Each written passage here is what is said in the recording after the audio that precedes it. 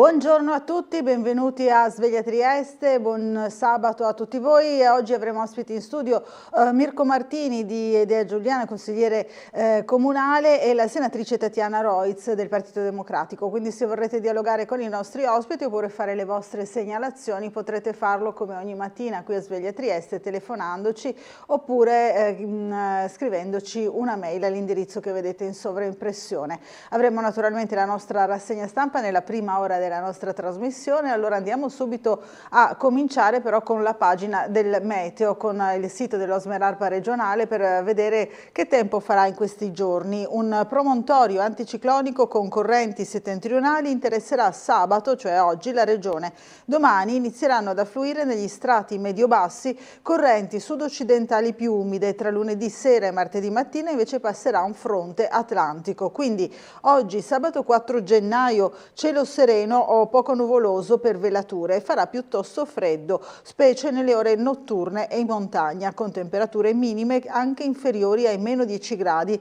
nei fondovalle più interni. Gelate estese anche in pianura, sulla costa e al mattino possibile bora moderata, poi in calo.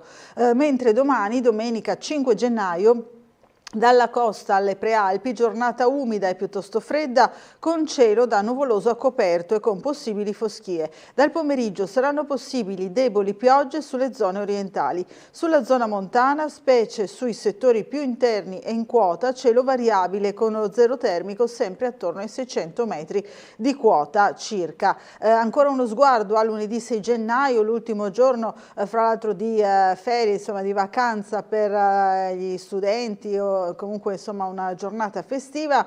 Dalla costa alle prealpi cielo coperto con foschie e possibili deboli piogge sulle zone orientali, deboli nevicate oltre 1000 metri circa. Sui settori montani più interni della Carnia, a Sappada e nel Tarvisiano cielo nuvoloso con zero termico in risalita fino ai 1500 metri circa. Queste le previsioni del tempo, questo è il quadro del meteo sulla nostra regione nei prossimi giorni. Andiamo ora a vedere quindi le prime pagine dei quotidiani. Qui vediamo la prima pagina del Piccolo, edizione di Trieste, sulla cassa integrazione. Questa è l'analisi in questa giornata di inizio anno che fa il Piccolo sull'economia e il lavoro in regione. La mappa delle crisi aperte al nord-est, il nodo del rilancio della manifattura. Nuova ondata di richieste a dicembre, i sindacati preoccupa la filiera dell'automotive. Non si ferma la corsa della cassa integrazione. A dicembre le richieste presentate dalle aziende hanno letteralmente inondato gli uffici del sindacato, confermando l'escalation fotografata dai dati INPS nei primi 9 mesi dell'anno, che mostrano una crescita esponenziale delle ore di cassa autorizzate, aumentate a doppia cifra del 14% in Friuli Venezia Giulia e di ben il 50% in Veneto. Vediamo le notizie di Casa Nostra. Accolti dal TAR 2 ricorsi contro la cabinovia, l'iter andrà riavviato. Questa è la notizia che poi vedremo anche nei nostri servizi. Poi ancora cuffie e cellulari all'esame di guida, 5 denunciati. Ancora dal Carso al Mondiale si avvera il sogno di Caterina sugli sci. Caterina debutta in Coppa del Mondo. La Grotta delle Torri di Slivia festeggia 140 anni, un'immagine della grotta Duino-Aurisina scoperta nel 1885 dallo speleologo Doria, a una posizione strategica. Andiamo a vedere le notizie di carattere nazionale e internazionale. Vediamo caso Cecilia Sala, l'Iran all'Italia respinga il pressing USA. Ancora invece in Sardegna la sentenza shock, Todd è dichiarata decaduta. Vado avanti, risponde la governatrice. Vediamo ancora altre notizie, sempre sulla prima pagina del Piccolo. L'Unione Europea vola da Al-Jolani, primo vertice del dopo Assad, e poi l'opposizione in Ungheria sfida Orbán, Ungheria tradita subito al voto. Queste le notizie principali. C'è anche lo spazio nella pagina delle culture per un doppio anniversario. Fantozzi, amici miei, duello cult, i 50 anni delle pellicole che hanno segnato il cinema italiano. Vediamo la prima pagina di Gorizia Monfalcone dell'edizione isontina del giornale del Piccolo. Allora, Monfalcone al voto, il centrodestra si ritrova sulla candidatura di Fasan, che è l'assessore attuale, assessore al commercio e turismo del comune di Monfalcone. Poi ancora partorire in Slovenia, rinnovato l'accordo con Szentpéter Vörtőiba. Poi parcheggi a pagamento più cari a grado dal prossimo 7 gennaio. Anche qui un balzello in più per questo inizio d'anno. Allora andiamo a vedere le altre prime pagine dei quotidiani che sono in edicola quest'oggi. Cominciamo con il Corriere della Sera, aumenti del 2,5% in bolletta per il gas. Pichetto dice all'Unione Europea serve un tetto al prezzo. Todd è decaduta, impugna l'atto, la governatrice della Sardegna, le spese. Poi ancora vediamo Sala, appello dei genitori, la vicenda di Cecilia Sala, l'Iran convoca l'ambasciatrice italiana, Abedini in cella danneggia le relazioni e lui prego per me e Cecilia. La famiglia, situazione molto preoccupante, dicono i genitori appunto di Cecilia Sala, chiesto il silenzio stampa. Vediamo qui l'incontro tra Al-Jolani e la ministra tedesca Baerbock. Poi ancora Italia, il dossier, l'antisemitismo, casi in aumento e 268.000 post in un anno. Primi lutti del 2025, 2 operai morti sul lavoro, riparte la strage, titola il Corriere della Sera. E ancora l'agguato, l'omicidio, orrore a Bergamo, addetto alla sicurezza di un supermercato accoltellato in centro, l'assassino in fuga. Vediamo la Repubblica, si torna sull'inchiesta di Palermo, delitto Mattarella, il fratello del Presidente della Repubblica, Piersanti Mattarella, delitto Mattarella, la svolta sui killer. Ci sono 2 nuovi indagati nell'inchiesta sull'omicidio del Presidente della Regione siciliana, Piersanti Mattarella, assassinato il 6 gennaio dell'80 a Palermo. Si tratta di soggetti legati alla mafia, accusati di essere stati sicari dell'esponente della DC, fratello appunto dell'attuale capo dello Stato Sergio Mattarella. Allievo di Aldo Moro, Piersanti era lontano dal cliché del notabile siciliano e ha pagato con la vita il suo impegno politico di rinnovamento. Per questo agguato sono stati condannati definitivamente solo i mandanti, cioè i boss che facevano parte della commissione di Cosa Nostra che ha deliberato appunto la condanna a morte dell'uomo politico. Dopo 45 anni quindi 2 nuovi indagati accusati di aver ucciso Piersanti, fratello del Presidente. Vediamo gente di Tbilisi, il mio viaggio dentro la notte, con i manifestanti georgiani che protestano contro il governo filorusso e per l'Europa. Questo è il reportage che troviamo oggi in prima pagina sulla Repubblica. E poi l'Iran avverte Roma, i genitori di Sala, ora silenzio stampa. Regione Sardegna, Todd è decaduta, ma io vado avanti. La Stampa, crescono tasse e bollette, anche qui gas più costoso per i clienti vulnerabili, l'Italia preme sull'Unione Europea, adesso serve un nuovo tetto al prezzo. I dati dell'Istat, pressione fiscale oltre il 40%, il governo e l'effetto dell'occupazione record. Il mantra del centrodestra sul taglio delle tasse realizzato a favore degli italiani viene contraddetto, scrive la Stampa, dai dati del terzo trimestre. L'Istat certifica una pressione fiscale al 40,5%, un aumento di 0,8 punti percentuali sull'anno precedente, e le tensioni Unione Europea-Kiev mandano alle stelle il prezzo del gas. Vediamo anche altre notizie. Sala, Meloni prova a convincere Biden e le carte FBI su Abedini, lavorò con i Pasdaran. Il piano per la pace tra Russia e Ucraina, nessuna base NATO per almeno 20 anni. Ancora i miei auguri di lotta contro le anime vili, l'intervento di Bernard-Henri Lévy. E poi la Silicon Valley, un manager neocon, Facebook stile Musk. Vediamo perché amo tutto libri, Alessandro Baricco celebra i 50 anni dell'inserto della Stampa.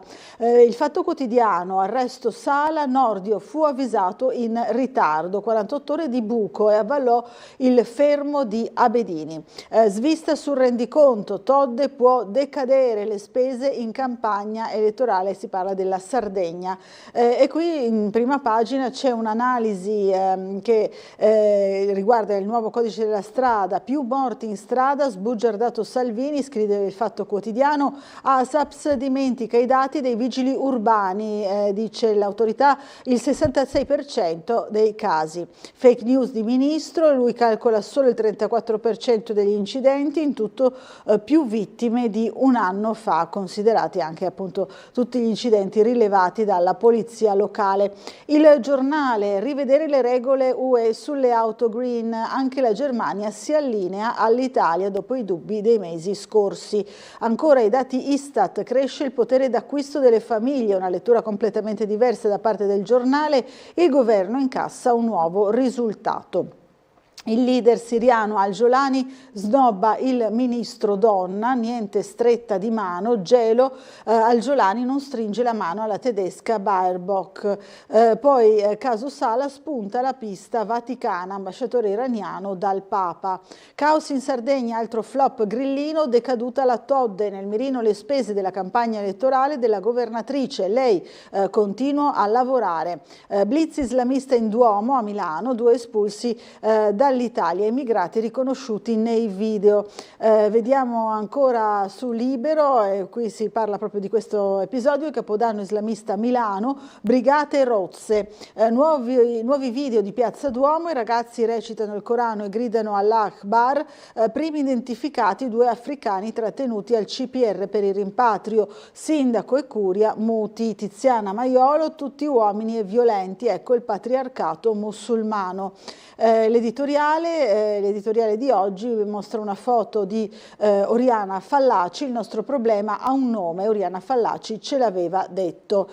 Sala Salis, scopri le differenze, e adesso silenzio, la madre di Cecilia smonta la sinistra, e poi io ho mai chiamato, la polemica assurda del papà di Ilaria. Allora ancora il Domani, momento delicato, silenzio su Sala, la strategia per non irritare gli Stati Uniti. La famiglia chiede ai media di non divulgare notizie sensibili, cauto ottimismo sulla trattativa. Vediamo ancora, sempre sul giornale, sul Domani, crescita e lavoro, ecco le bugie di Meloni. Anche qui l'interpretazione del Domani, la Premier racconta di un'economia in risalita grazie alle mosse del governo, le migliori dai tempi dei 1000, ma dimentica i salari bassi, crisi industriali come quelle di Stellantis e Beko e la pressione fiscale in aumento. Bloccata la vendita di US Steel, Biden d'acciaio, copiare Trump per salvare i Dem, questo è uno dei commenti. L'altro è l'età dei sovranisti, più identità, meno economia, così la destra si è reinventata. Vediamo ancora il Sole 24 Ore, tasse e multe, 33 miliardi a rate, fisco e riscossione, nuova accelerata sulla rateizzazione per convincere i contribuenti a versare. Poi Biden blocca la cessione appunto di US Steel ai giapponesi, e poi gas picchetto, rischio speculazione, l'Unione Europea rinnovi il price cap tra 50 e 60 euro. Dollaro alla verifica del rally contro euro, yuan e sterlina. Poi Gaza in 2 giorni oltre 100 morti, Hamas disponibili a una tregua con il ritiro di Israele.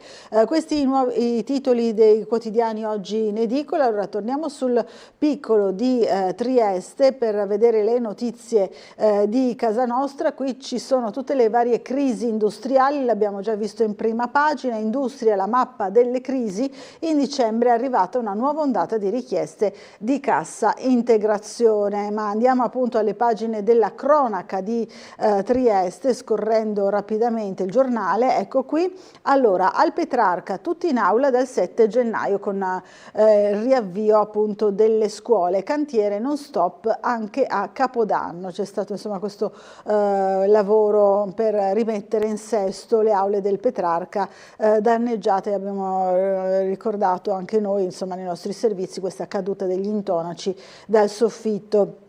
La sede di via Tigor messa in sicurezza dopo il crollo dell'intonaco che aveva ferito una studentessa, trasloco interno per una classe, la preside così riprendiamo le lezioni, siamo grati e sollevati, e qui vediamo anche la manifestazione dei ragazzi che chiedevano appunto scuole sicure. Andiamo a vedere San Giusto, invece la scuola elementare, 200 bimbi trasferiti, i genitori troppe difficoltà, classi redistribuite dopo il crollo di alcuni intonaci alla primaria San Giusto del 9 dicembre scorso. Tra i genitori serpeggia però il malumore per il trasferimento dei 200 alunni da via Trissino alle altre strutture dello stesso comprensorio. Ieri è stata comunicata ufficialmente la ripresa delle lezioni il 7 gennaio. Gli alunni di prima e seconda elementare rientreranno nel plesso Biagio Marin di via Marco Praga.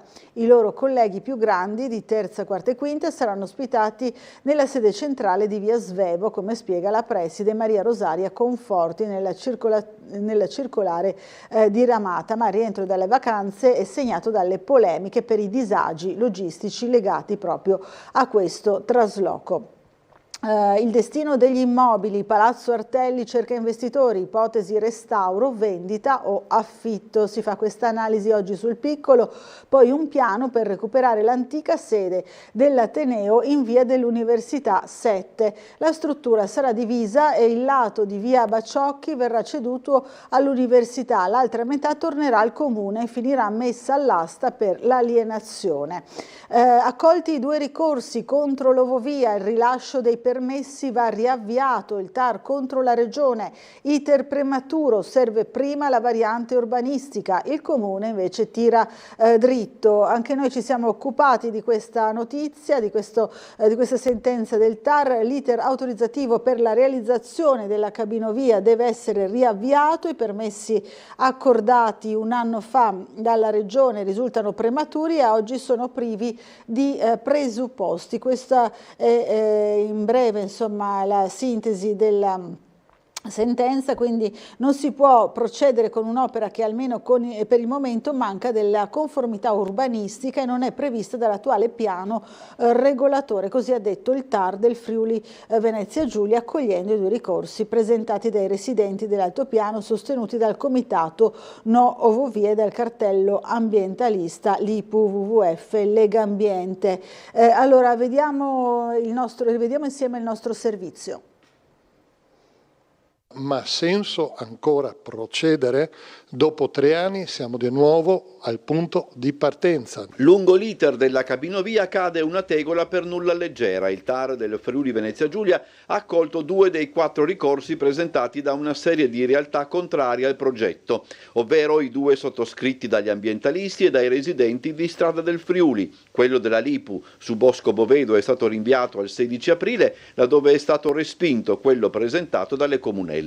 La sentenza, firmata lo scorso 18 dicembre, ordina alla Regione di riavviare il procedimento per quanto concerne le concessioni rilasciate per realizzare l'opera. Il TAR ha ritenuto che era illegittimo quanto era stato fatto dalla Regione e dal Comune di Trieste. Quindi da questo punto di vista soddisfazione. Affinché possano essere rilasciate le concessioni per la costruzione e l'esercizio di impianti a fune, si legge nella sentenza, è necessaria la preventiva e sicura verifica della compatibilità dell'opera con i vincoli urbanistici e paesaggistici. Secondo il giudice Carlo Modica de Moac di Grisi, tale ricognizione sarebbe avvenuta in modo del tutto carente, mentre le conclusioni a cui si era arrivati alla fine della conferenza dei servizi, prosegue la sentenza, sono state formulate in patente violazione del principio secondo cui le valutazioni istruttorie e procedimentali non vanno operate su ipotesi future, ma sulla base dello stato di fatto e di diritto. Il procedimento per essere corretto deve attendere l'approvazione della variante e del progetto definitivo, cosa che noi sapevamo. Ci meraviglia che chi è preposto a fare questi provvedimenti non lo sapesse. Ancora, il progetto di fattibilità tecnica sarebbe privo di un requisito fondamentale, pertanto le indicazioni per portare avanti l'opera sarebbero decisamente aleatorie. Il TAR ritiene che quanto finora disposto sia dal Comune che dalla Regione non sia sufficiente a smentire quanto noi abbiamo sostenuto. Quindi andiamo avanti fiduciosi. Allora, queste le parole appunto del leader Cobitato, no Ovovia, ci sono anche le parole della replica, insomma, del comune di Trieste, che dice: l'amministrazione comunale con soddisfazione prende atto che il ricorso presentato dalle comunelle è stato dichiarato inammissibile da parte del tribunale, dal TAR. Relativamente agli altri due ricorsi, dice ancora l'amministrazione, il TAR ha semplicemente chiesto alla regione di riavviare il procedimento di rilascio della concessione, scegliendo se concludere il procedimento allo stato attuale o attendere il passaggio in Consiglio Comunale della variante al piano regolatore. Quindi l'iter, per quanto di competenza, scrive appunto il Comune, può procedere regolarmente senza intoppi. Allora andiamo a vedere ancora altre notizie. Questa riguarda il tram verso la ripartenza, ma serve la seconda vettura, i freni in fase di installazione. Il tram di Opicina continua a sferragliare su e giù tra Piazzale Monterè e Piazza Dalmazia, ma senza pubblico a bordo. I 10 giorni per il preesercizio minimo prescritti dall'Anfisa dopo il rilascio del nulla osta conferito il 17 dicembre sono ormai di fatto scaduti, ma il servizio non è ancora ripartito. In linea teorica, stando a quanto stabilito dall'Anfisa, il tram potrebbe ospitare passeggeri già oggi. Trieste Trasporti chiede tuttavia di pazientare, serve completare i test di sicurezza, rilasciare le ultime patenti dei tranvieri e montare i freni sulle vetture rimanenti. Vediamo il nodo sicurezza. Qui siamo a Borgo San Sergio, l'Ater per le case dei Puffi, telecamere e 130 restauri. Il nuovo presidente Mosetti annuncia l'avvio di lavori degli immobili e l'installazione di un sistema di videosorveglianza contro vandalismo e abbandono di rifiuti e auto. Vediamo anche il doppio rogo nel rione, 2 incendi in poche ore innescati da petardi a Borgo San Sergio, ne avevamo già parlato, e poi nel comprensorio veicoli in fiamme, carcasse incenerite, quello che resta oggi di alcune auto abbandonate davanti proprio alle case dei Puffi. Ora ci colleghiamo invece con la polizia locale per vedere qual è la situazione del traffico in città in questo sabato fra l'altro di partenza anche dei saldi. Allora, chi abbiamo al telefono? Abbiamo l'ispettore capo Roberto Leonardi, buongiorno. Salve, buongiorno a voi. Dunque, notata nella norma, non c'è stato nulla di particolare, molto tranquillo. Per la giornata di oggi cose particolari che riguardano la viabilità non ve ne sono, se non la partita alle ore 15 Triestina contro Clodiense. Per il resto, le ripeto, altre cose che riguardano viabilità ordinaria non ce ne sono. L'unica cosa che voglio ricordare, ma ricorderemo nei giorni che verranno, che nella giornata di martedì mattina è la chiusura della Galleria Sandrinelli, perciò sì, che le persone che vanno da un posto a un posto comincino a studiare dei percorsi alternativi. Per il resto, li ripeto, altre cose che riguardano viabilità ordinaria nulla per oggi. Benissimo, grazie anche di averci ricordato appunto la chiusura della galleria. Buona giornata e buon lavoro a lei. Salve, e ai colleghi. buona giornata a voi. Grazie, buona giornata. Allora, queste le notizie dalla circolazione stradale. Ci spostiamo in largo Barriera, sempre sul Piccolo, per l'ennesima rapina in Barriera Vecchia. Un ragazzo arrestato e altri ricercati. 2 persone minacciate con un coltello, pedinati, accerchiati improvvisamente da un gruppetto di malviventi sotto la minaccia di un coltello. I soldi, dateci i soldi. Anche noi abbiamo realizzato il servizio appunto su questo fatto di cronaca, rivediamolo insieme.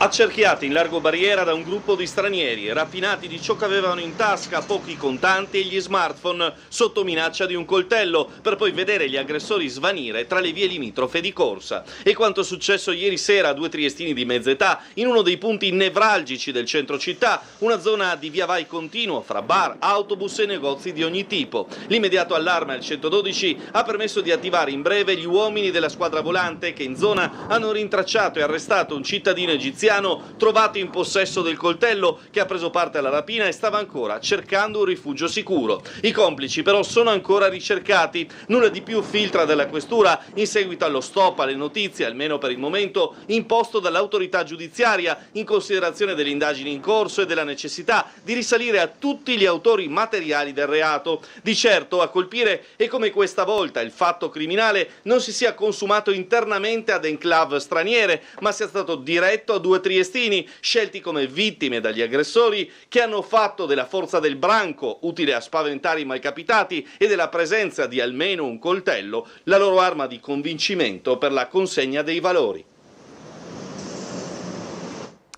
Torniamo ancora alla cronaca, sempre sul piccolo di Trieste, edizione triestina. Allora si parla ancora della ragazza ferita dal razzo nella notte di Capodanno al villaggio del Pescatore, e la SUGI chiarisce sull'incidente, appunto, rifiutata l'ambulanza da chi telefonò al 112. A mezzanotte 14 del 1° gennaio è arrivata alla centrale operativa Sores una chiamata nel corso della quale una persona dichiarava che una ragazza era stata colpita a un occhio da un fuoco, e la ricostruzione di Asugi fatta con le registrazioni in merito all'incidente del sito ex Sidam del villaggio del Pescatore, che ha determinato la perdita dell'occhio sinistro alla 18enne Giada Pellizzari. La ragazza operata al San Polo di Monfalcone si trova ora all'ospedale di Udine per un altro intervento. Emerge come l'infermiera al telefono ha insistito per avere informazioni, ma il chiamante non ha risposto a queste domande, riuscendo solo a confermare la localizzazione dell'incidente. Poco dopo, la chiamata è durata 23 secondi, il chiamante ha riportato la volontà di un presente di trasportare in autonomia la ragazza al più vicino pronto soccorso. Insomma, chiarisce questo fatto perché si era parlato di un ritardo e di un'ambulanza già occupata in altri interventi. Nuovo colpo in via Schiaparelli, ma i ladri non rubano le perle. Non avendo trovato altri oggetti preziosi, i malviventi hanno svuotato il frigorifero. L'abitazione è vicina a via Tedeschi, dove sono stati sottratti valori per 40.000 euro. Ce ne siamo occupati anche noi, qui vediamo anche le tipologie di chiavi, sicure o non sicure, quelle appunto di nuova generazione, insomma più sicure per difendersi dai ladri d'appartamento. Doppio furto quindi in zona San Vito, gli strumenti, porte blindate facili da aprire con topolino e grimaldello. Topolino appunto è quel sistema per l'apertura proprio delle porte blindate da parte dei ladri. Non so se è possibile rivedere il nostro servizio con questa serie di 3 furti in appartamento da parte appunto di ignoti. Rivediamolo insieme.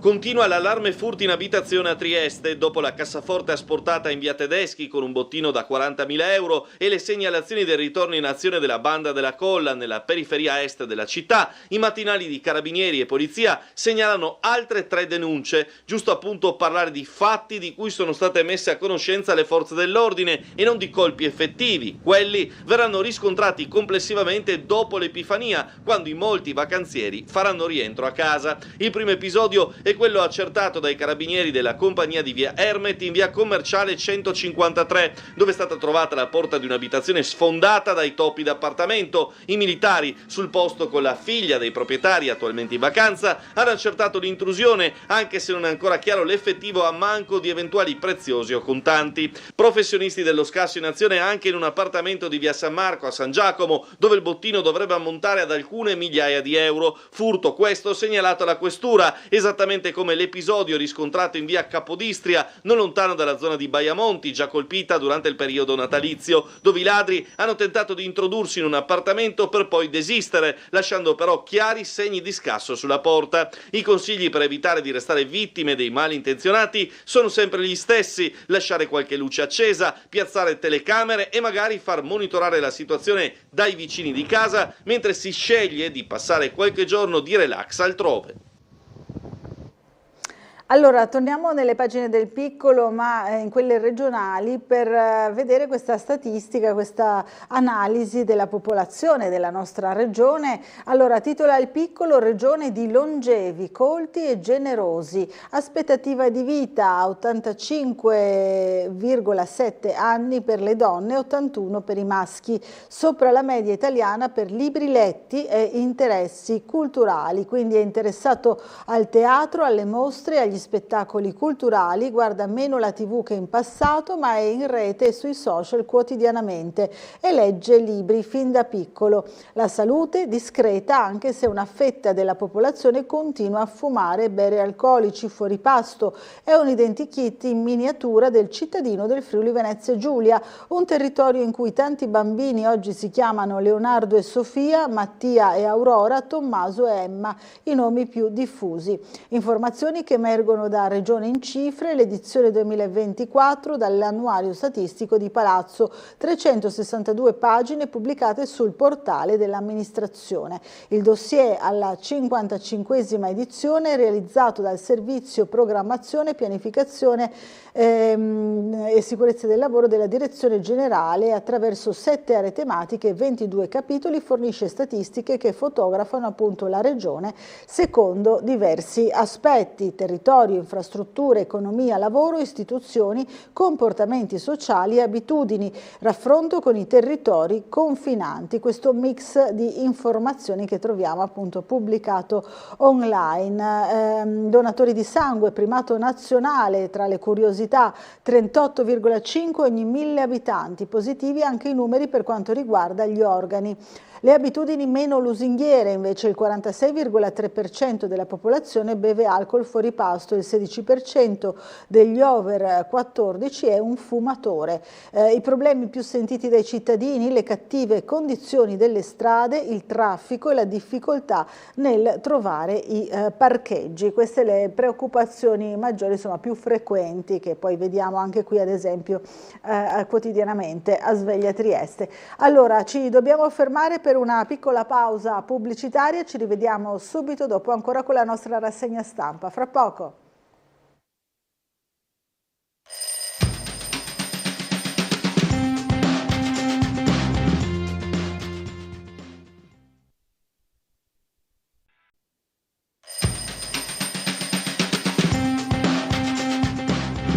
Rieccoci in diretta, 7:35 del mattino di questo sabato 4 gennaio. Allora torniamo alla lettura dei giornali, alla nostra rassegna stampa. Andiamo sul Corriere della Sera per le notizie di carattere internazionale. Torniamo sul caso di Cecilia Sala. L'Italia, rilasciate Sala, l'Iran protesta per Abedini. L'ambasciatrice convocata da Teheran che invita Roma a respingere le politiche degli USA. Ancora sempre il caso Sala, situazione complicata. Riservatezza necessaria, la famiglia di Cecilia chiede il silenzio stampa, la decisione dei genitori concordata con il governo. Qui vediamo appunto Cecilia Sala arrivata a Teheran il 12 dicembre con un regolare visto di lavoro giornalistico per fare interviste per il suo podcast Stories su Cora Media. Quindi il 20 dicembre la giornalista non prende il volo di rientro da Teheran e avvisa la madre e il compagno: sono in carcere a Evin, sto bene ma fate presto. Mercoledì, dopo le altre telefonate, i familiari parlano di condizioni drammatiche in cella a Evin. Cecilia dorme per terra, le hanno tolto anche gli occhiali da vista. Questa è la vicenda ricostruita. Torniamo invece al caso energia. Scattano i primi aumenti, più 2,5% sulle bollette. Serve un tetto europeo, dice il nostro ministro. La vera svolta con i contratti d'acquisto Unione Europea centralizzati, dice l'esperto. Ancora andiamo avanti, famiglie, come ridurre i rincari e scegliere le offerte, il portale dei confronti dell'autorità ARERA. Ne parliamo spesso anche noi con i responsabili delle associazioni dei consumatori. La diplomazia dell'Unione Europea, Siria, la missione europea da Al-Jolani che non dà la mano alla ministra Baerbock. Giallo sulle parole dell'alta rappresentante Callas, Francia e Germania, Damasco a mio nome. Ecco, qui vediamo la leader, l'alto rappresentante dell'Unione Europea per gli affari esteri e la politica di sicurezza, una sorta di ministro degli esteri nominato dal Consiglio europeo. Attualmente è l'ex premier estone Kaja Kallas, in carica dal 1° dicembre. Ancora andiamo avanti, sempre sul Corriere della Sera, si insedia il congresso di Trump, Johnson speaker oltre i dissensi, la spinta del tycoon e la conferma. Il 10 gennaio a New York la sentenza sul caso pornostar. Qui vediamo appunto l'insediamento, allerta FBI, possibili attentati sfruttati come a New Orleans, si temono azioni con veicoli Ariete, trovato il manifesto politico del militare di Las Vegas. Meta si affida a Kaplan via il centrista Clegg, così Zuckerberg si inchina a Donald, la svolta repubblicana della Silicon Valley. I tempi stretti del premierato che rischia di arenarsi, a giugno il bivio della riforma, manca l'intesa tra gli alleati e pesa l'incognita referendum sull'autonomia, questo per quanto riguarda la ripresa della politica italiana. Vittime in strada, lite sui dati, Salvini meno 25%, Renzi dice falso. Il leader leghista sia il test antidroga per i parlamentari e lancia di nuovo la riapertura delle case chiuse. Ancora andiamo a vedere l'antisemitismo cresce, 268.000 post di odio, questa è l'analisi che fa oggi il Corriere, il dossier dell'associazione 7 ottobre sugli episodi e il 94% degli ebrei italiani dice di aver subito atti ostili, il 94% è praticamente la quasi totalità. Il giudizio dei controllori, Todd è decaduta, lei ricorro e vado avanti, siamo in Sardegna, il collegio di garanzia, spese elettorali irregolari. Vediamo ancora, sempre sul Corriere della Sera, negli esteri, il Sud Corea fallisce l'arresto del presidente Yoon e i sostenitori lo proteggono. La polizia desiste davanti alla folla e alla guardia dei suoi pretoriani. Qui vediamo alcune immagini di quello che sta accadendo appunto in Sud Corea. In Ucraina, Kiev, Mosca ha mandato 180.000 detenuti al fronte, così denuncia appunto il paese. Meghan ci riprova, qui c'è un'analisi tra gossip e cronaca su Netflix, la nuova serie pensata dalla duchessa, fiori, ricette e consigli per rendere meraviglioso ogni momento della vita. Questa è la nuova serie in cui protagonista la duchessa, che però è anche attrice, appunto torna su Instagram per lanciare la sua nuova opera Con amore Meghan.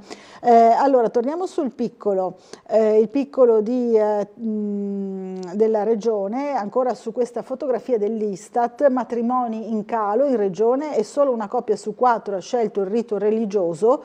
Poi ancora invece per l'attualità i 140 anni della grotta delle Torri di Slivia, meta turistica a difesa della natura, scoperta nel 1885 dallo speleologo Doria, è considerata oggi un modello di fruizione sostenibile. Il proprietario greco dice: uniamo alle visite la salvaguardia dell'ambiente. Qui vediamo una suggestiva immagine della grotta delle Torri di Slivia. Torniamo ancora invece alla pagina di Trieste, c'è anche questo caso di cronaca, cuffie e telefoni all'esame di guida, 5 denunciati dalla municipale, sono cittadini stranieri arrivati da fuori regione, l'aula della motorizzazione non ha metal detector, alcuni operatori del nucleo di polizia giudiziaria si sono finti aspiranti guidatori, le indagini appureranno se alle spalle c'è proprio un'organizzazione oppure se se è stato solo un episodio appunto estemporaneo. Allora rivediamo insieme il nostro servizio. Ricevevano in videochiamata le risposte e i suggerimenti necessari per passare l'esame teorico della patente. 3 giovani di nazionalità pakistana sono stati denunciati dopo essere stati sorpresi a copiare utilizzando i metodi più moderni. Secondo le indagini degli agenti della polizia locale che si sono presentati all'esame in borghese fingendo anch'essi di doverlo sostenere, i 3 candidati erano in possesso di cellulari con microcamera, microfono e mini auricolare, strumenti utili per collegarsi con un complice che forniva loro le risposte. L'episodio è avvenuto negli uffici della motorizzazione civile di Via Udine lo scorso 11 dicembre. L'indagine della locale è scattata a seguito della segnalazione di un dirigente della struttura che già in precedenza aveva notato delle situazioni sospette circa ad alcuni candidati di origine straniera. La presenza degli agenti ai banchi dell'esame ha permesso di smascherare il terzetto di pakistani, rispettivamente di 40, 33 e 24 anni. I 3 ora dovranno rispondere di falsa attribuzione di lavori altrui da parte di aspiranti al conferimento di titoli, falsità ideologica commessa dal privato in atto pubblico e falsa attestazione o dichiarazione a un pubblico ufficiale sull'identità o sulla qualità personale o di altri. Questo è il caso di cronaca. Torniamo alla cronaca invece di Gorizia nelle pagine dell'Isontino, del Piccolo. La Sugi a Gorizia rinnova l'intesa con St. Petersburg per i parti in Slovenia. Le gestanti di Gorizia potranno usufruire del punto nascita sito oltreconfine. L'assessore dice dal 2014 una quindicina di donne hanno fatto questa scelta, insomma non un risultato così eclatante. Per ogni nascita verrà corrisposta al nosocomio sloveno una tariffa concordata di 1.200 euro. Quella sanità transfrontaliera che non decolla da 15 anni, dice l'assessore Romano, che auspica un'accelerazione sul CUP in comune, il CUP dell'ospedale San Giovanni di Dio a Gorizia, fotografato qui in questa immagine. Sempre a Gorizia, il presidente di Confcommercio Gorizia dice: lavoriamo per una città nuova, l'e-commerce è il vero concorrente, i negozi chiusi portano il buio. Madrid Go 2025 diventi l'occasione per un vero rilancio. Oggi l'avvio dei saldi, così come anche a Trieste. Fate acquisti in città, dice il presidente di Confcommercio Gorizia, e reimpossessatevi del rapporto umano che l'online non offre. La rassegna gastronomica La Rosa di Gorizia fa 13 con gustosi menù a tema nei ristoranti cittadini dal 10 gennaio all'8 febbraio. 12 locali proporranno il radicchio, presidio slow food.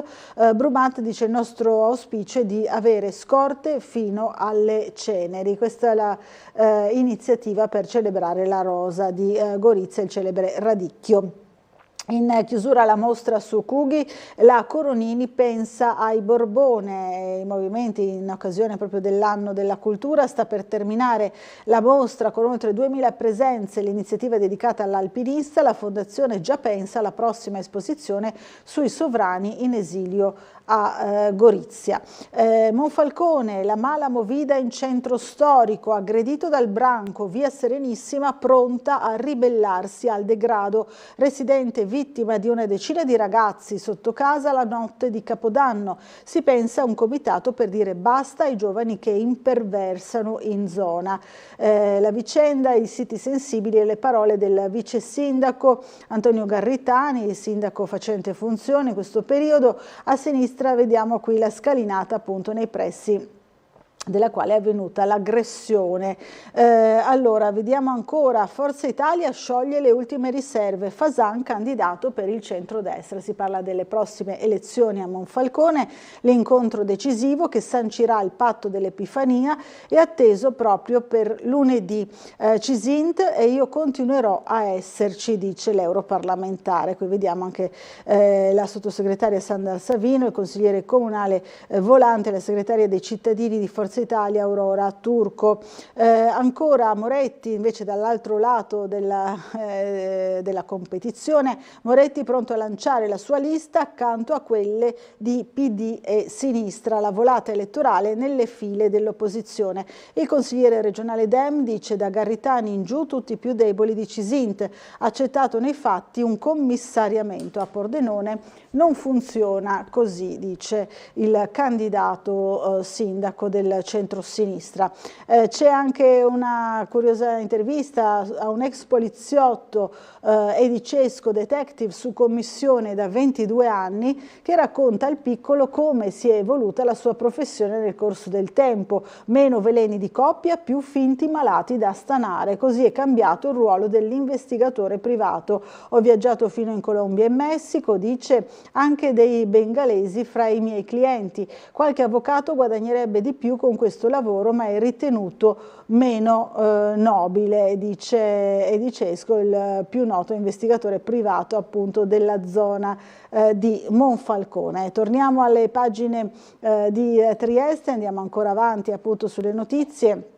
Vediamo che c'è una nuova proprietà da Gildo in città, restano piatti dipendenti, ampliamo orari e aperitivi. Il locale di via Val di Rivo acquistato da una coppia di imprenditori, David Cresi e Michelle Tarantino, qui fuori proprio da Gildo. La fine del vecchio bollino, posteggio residenti digitale a Muggia, domande entro il 31 gennaio. Questo accade appunto nel comune di Muggia. Anche qui vediamo l'analisi della grotta appunto delle Torri di Slivia che festeggia i 140 anni, meta turistica a difesa della natura, l'abbiamo già visto nell'edizione isontina nelle pagine regionali. C'è anche l'Epifania, in arrivo la Befana del Lions Club va in scena a Borgo San Mauro, e poi la targa invece in piazza Perugino, la segnalazione della mancanza appunto della targa in piazza Perugino da parte di una lettrice del Piccolo. Allora andiamo ancora avanti, andiamo molto rapidamente alle pagine qui delle culture, i confronti 75-2025, se Amici miei duella con Fantozzi, questa curiosità riportata anche in prima pagina oggi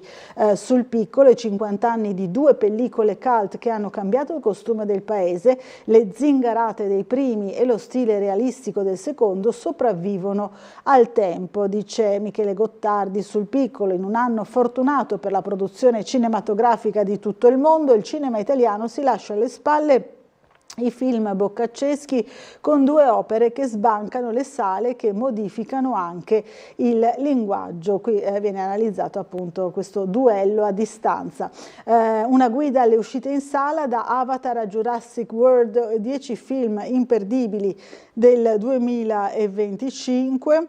Un po' sull'onda di vari remake, par di capire, e poi ancora andiamo avanti e vediamo le pagine dello sport. Eccolo qui, calcio Serie C, ritornare alla vittoria. Oggi alle 15 a Rocco la Triestina affronta la Clodiense, previsto il debutto in attacco di Judoch, Fiordilino in panchina. Anche noi abbiamo realizzato un servizio ieri proprio sul mercato della Triestina, ma abbiamo anche realizzato un servizio sul basket che si dirige verso Scafati. Andiamo a vedere se c'è la notizia anche sul Piccolo. Ecco, qui si parla del basket, riappare Reyes, il portoricano potrebbe essere in campo domani a Scafati, pallacanestro Trieste al completo per tornare alla vittoria. Allora rivediamo insieme il servizio di Marco Stabile.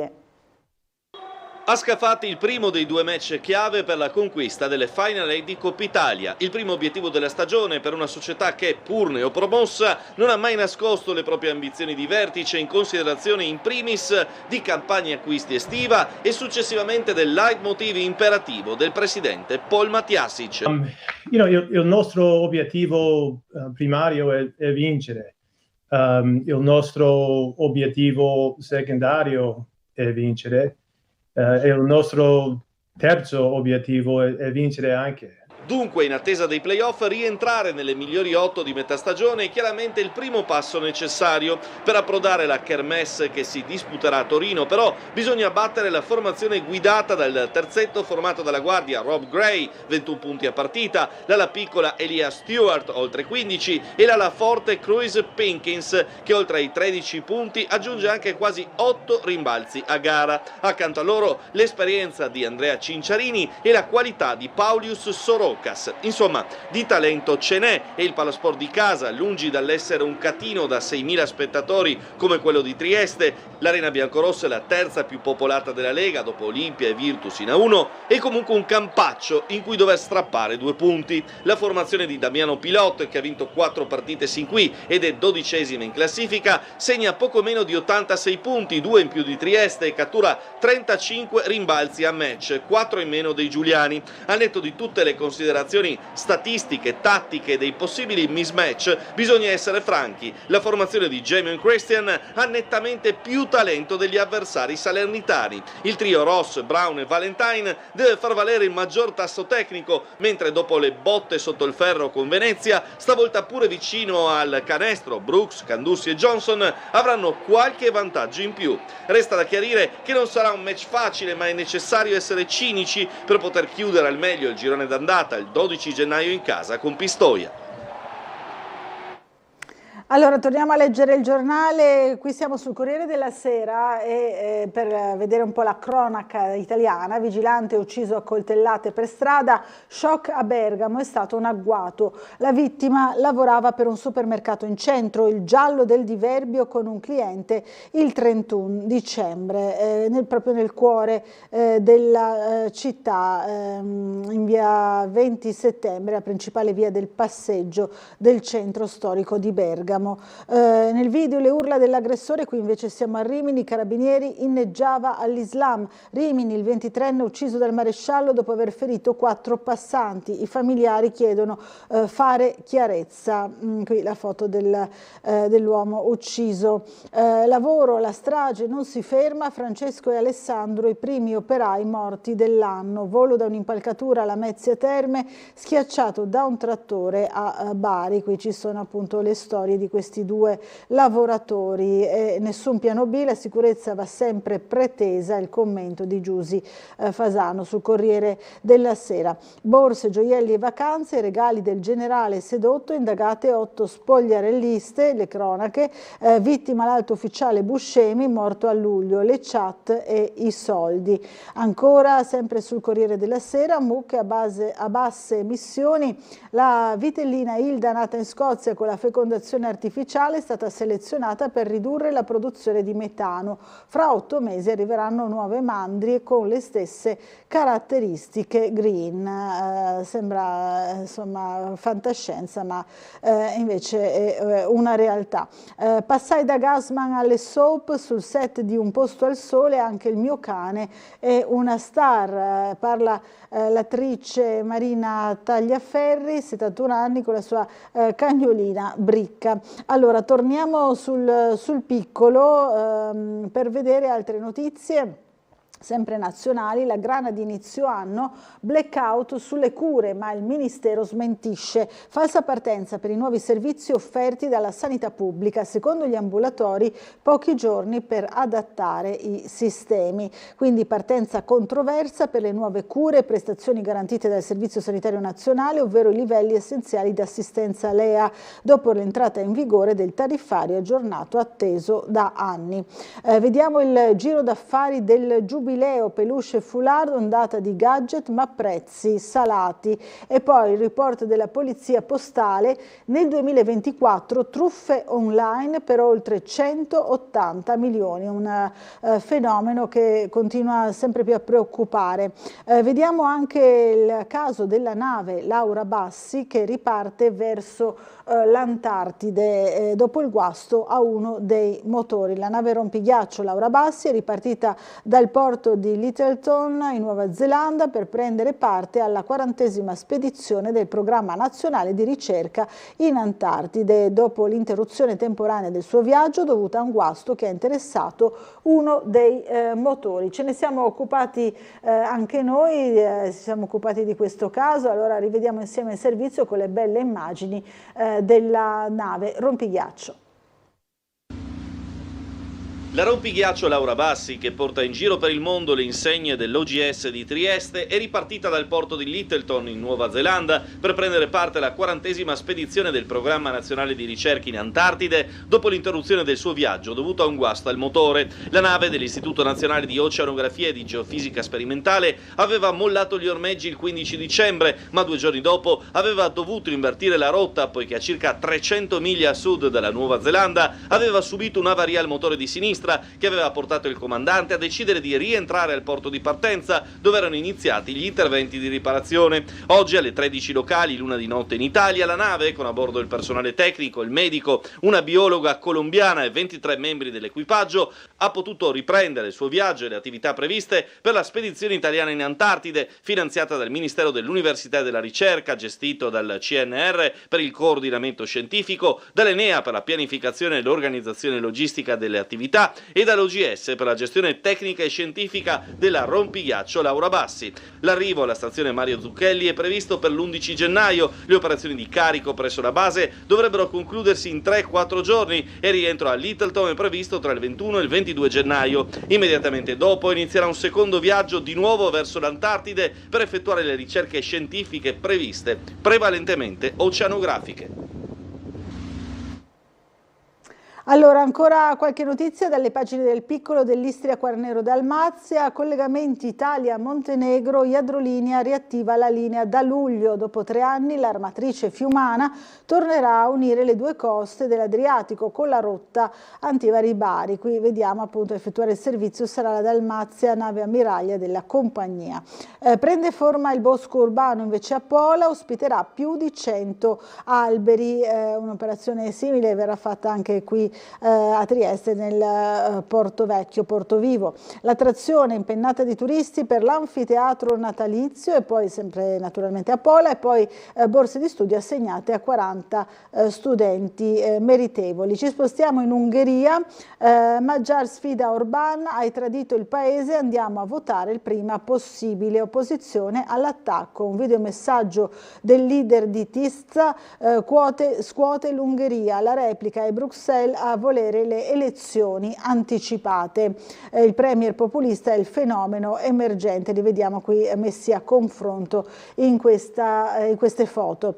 Fuochi d'artificio invisibili a Belgrado, c'è troppo smog, la capitale serba è tra le metropoli più inquinate a livello globale, ogni anno le polveri sottili causano 30.000 morti nella regione. Questa è appunto la notizia che arriva dalla Serbia. Allora, cioccolato in Ghana invece trovati sito e partner, fabbrica operativa entro quest'anno. Confindustria Alto Adriatico, l'ambizioso progetto di Agrusti fa un nuovo passo avanti, lo esporteremo e sarà il miglior prodotto del mondo, dice con entusiasmo. Le alleanze strategiche, il risico degli interporti, MSC potrebbe guardare a Pordenone. Ancora sempre sul Piccolo nella pagina dell'economia, l'alta velocità Brescia-Padova tra le opere strategiche del 2025, poi l'annus horribilis di Stellantis in Italia, produzione a picco come la Fiat del 56,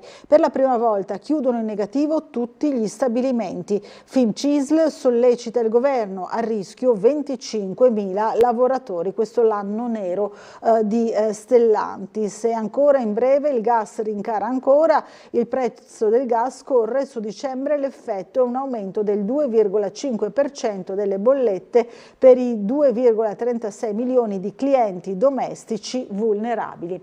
Ci fermiamo per una breve pausa pubblicitaria, ci rivediamo subito dopo col nostro primo ospite Mirko Martini, consigliere comunale, fra pochissimo.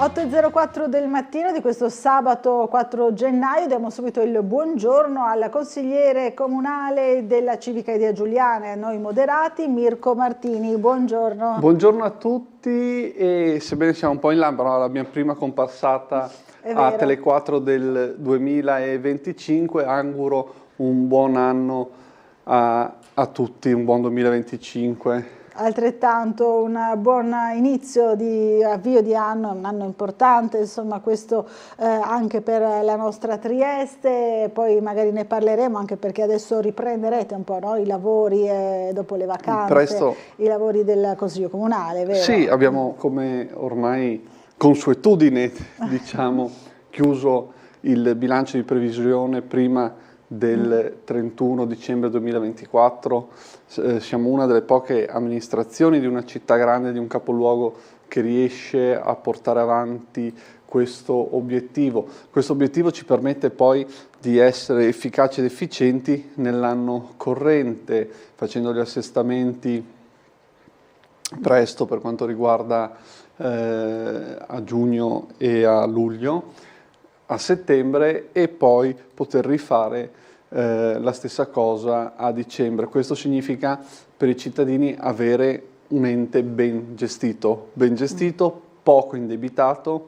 Quando Di Piazza nel 2016, se non sbaglio, ha ereditato il Comune di Trieste, il Comune aveva un debito non ipertrofico, ma aveva un debito più gravoso. Grazie alle operazioni finanziarie che sono state fatte da questa amministrazione l'abbiamo più che dimezzato, reso ipersostenibile e soprattutto sostenibile in quella parte di bilancio che è in parte corrente.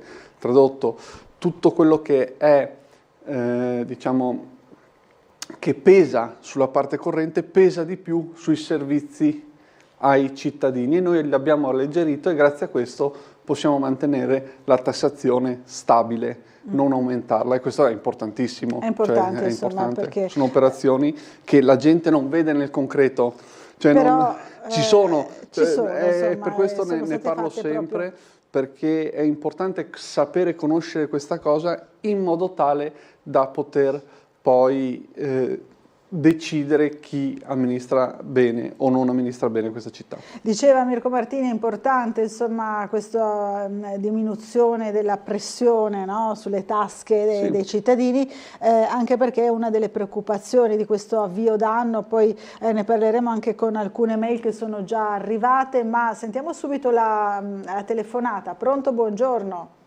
Sì, pronto, buongiorno, sono in linea. Sì, buongiorno. Dottoressa Bucarella, buongiorno a lei e al suo ospite. Rinnovo gli auguri di un sereno e soprattutto pieno di salute 2025. Buongiorno allora, Fulvio. Prima voglio rispondere al Presidente Panteca di ieri e gli dico basta che vada a leggersi l'articolo sulla Voce di Trieste o il Corriere di Trieste a firma Paolo Ciparovel dell'11 dicembre e capirà perché le cose non vengono a galla in Italia e nel territorio libero di Trieste. E poi nel concreto i cittadini cosa percepiscono? Percepiscono un irrisorio aumento sulle pensioni. Io ho avuto un aumento, sa di quanto adesso in gennaio? L'1%.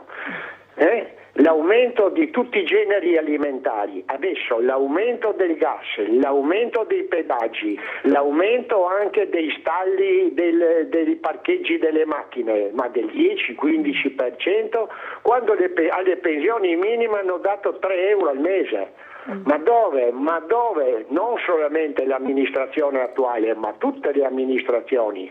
E questa amministrazione sta buttando via soldi contro legge, perché indipendentemente da quello che dicono i politici, qualsiasi cittadino onesto può andare a verificare la legge 3054, la legge sulla sdemanializzazione del Porto Franco Nuovo. Okay. La 190 del 2014 è ripresa con la 205 del 2017. Queste sono leggi della Repubblica Italiana. I politici possono dire quello che vogliono, ma le leggi rimangono e ci sono e vengono violate. E allora torna su questo tema il nostro amico Fulvio. Gli si può mandare un grande abbraccio e basta. Cioè, che risposta posso dare a un'illazione rispetto a questo? Ho risposto più volte in maniera graffiante rispetto al TLT, non lo faccio più, cerco di rispondere in maniera simpatica perché l'unica cosa, l'ironia, l'unica cosa che resta. Ha ragione rispetto alle pensioni minime, gli do ragione, sono basse. Cosa possiamo fare però quando il carico fiscale dell'INPS è così gravoso? Nel senso, se andiamo a vedere le proiezioni ci saranno più pensionati che lavoratori in futuro. E questo è uno di quei problemi che il governo centrale deve affrontare e deve premunirsi di affrontare. Riguardo il TLT posso mandare un grande abbraccio a tutti e limitarmi a questo. Allora, un'altra telefonata subito, buongiorno, chi è in linea con noi? Sì, buongiorno. Buongiorno.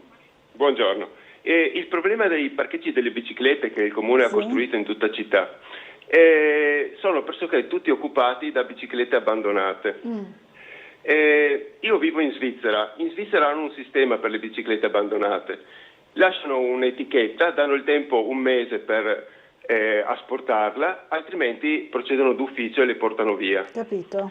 Si potrebbe fare qualcosa perché dà una sensazione di degrado questa cosa. Capito. Grazie mille, salve. Grazie a lei, Salve. Buona giornata. Una segnalazione puntuale, no? Questa segnalazione puntuale è veramente interessante, Sì. non conoscendo questo metodo che hanno gli elvetici, che sono molto precisi. Non lo so se a livello legislativo in Italia possa essere applicato. Mi devo informare su questo. Mi informo perché sarebbe una cosa utile che può fare la nostra polizia locale, e queste segnalazioni sono sempre utili, danno idee, danno buoni propositi.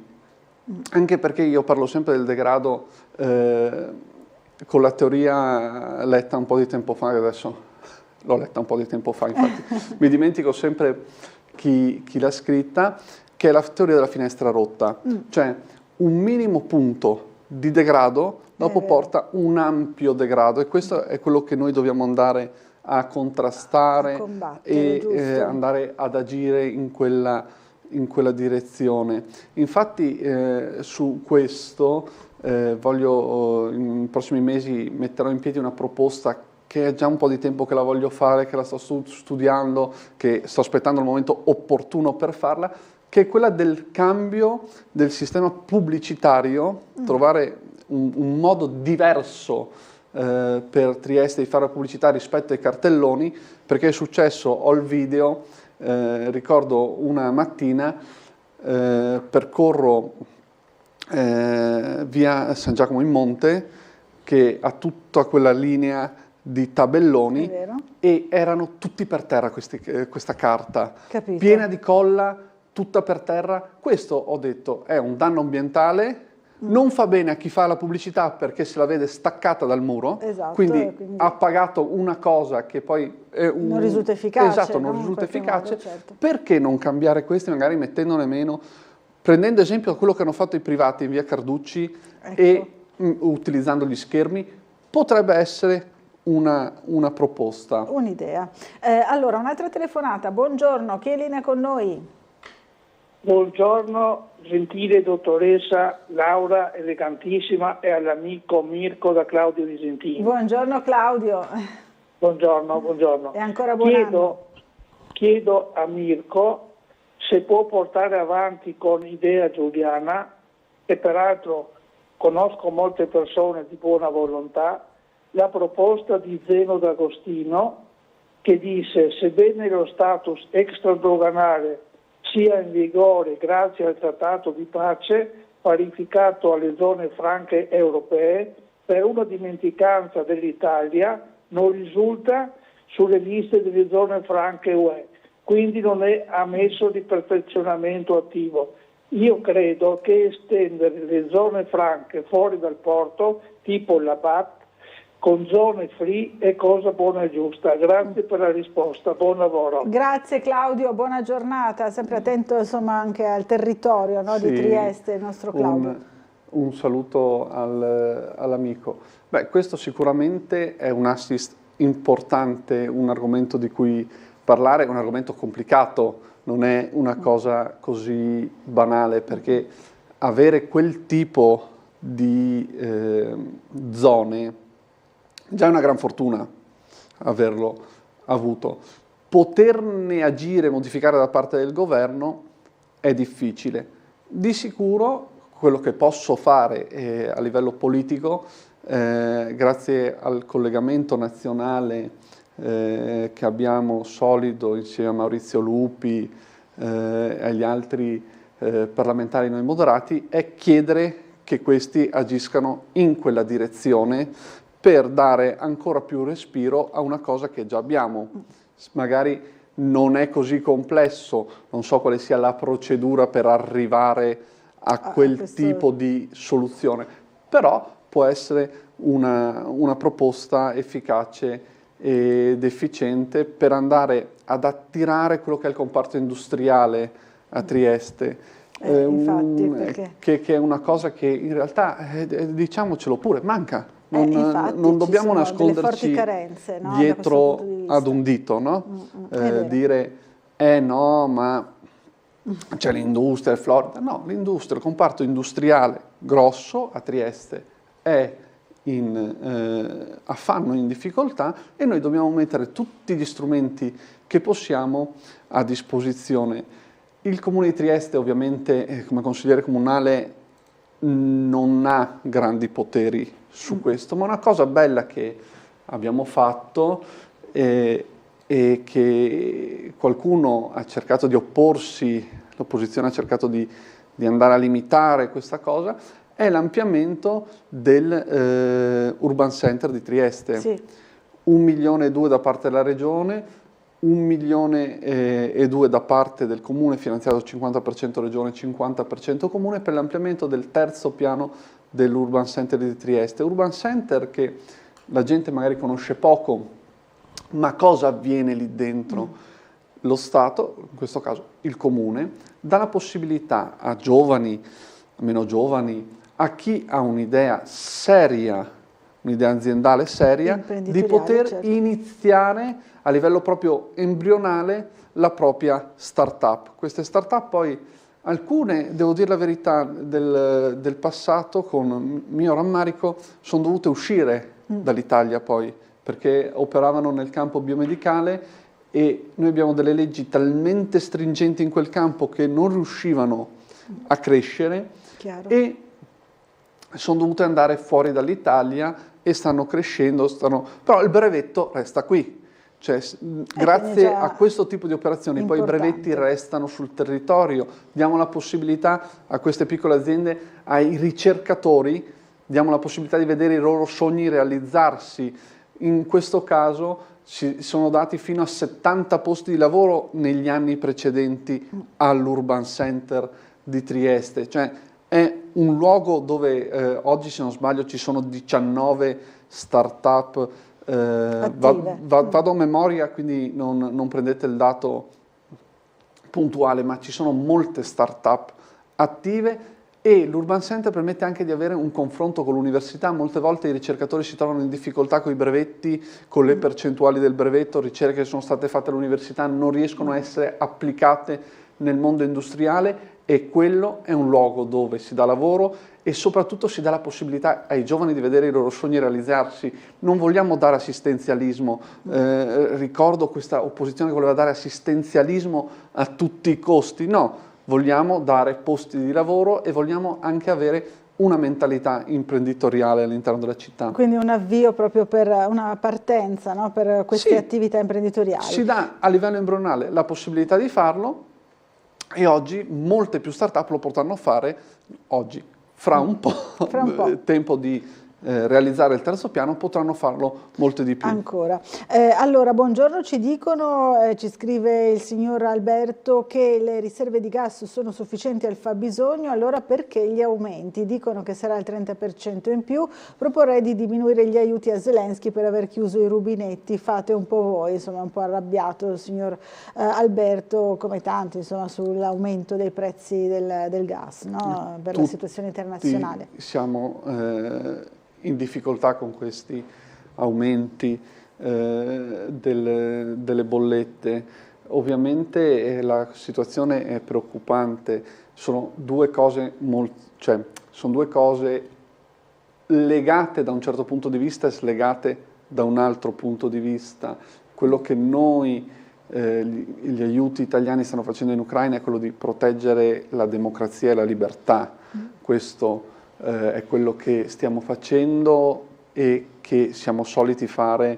Il nostro impegno internazionale è importantissimo. D'altro canto non riesco a capire questo aumento perché gli accordi fatti durante il governo Draghi, che aveva una certa autorità, anche oggi il governo italiano è uno dei governi più stabili del mondo, sicuramente il più stabile d'Europa, con una forte impronta da parte del popolo, cioè l'hanno votato in maniera molto chiara questo governo.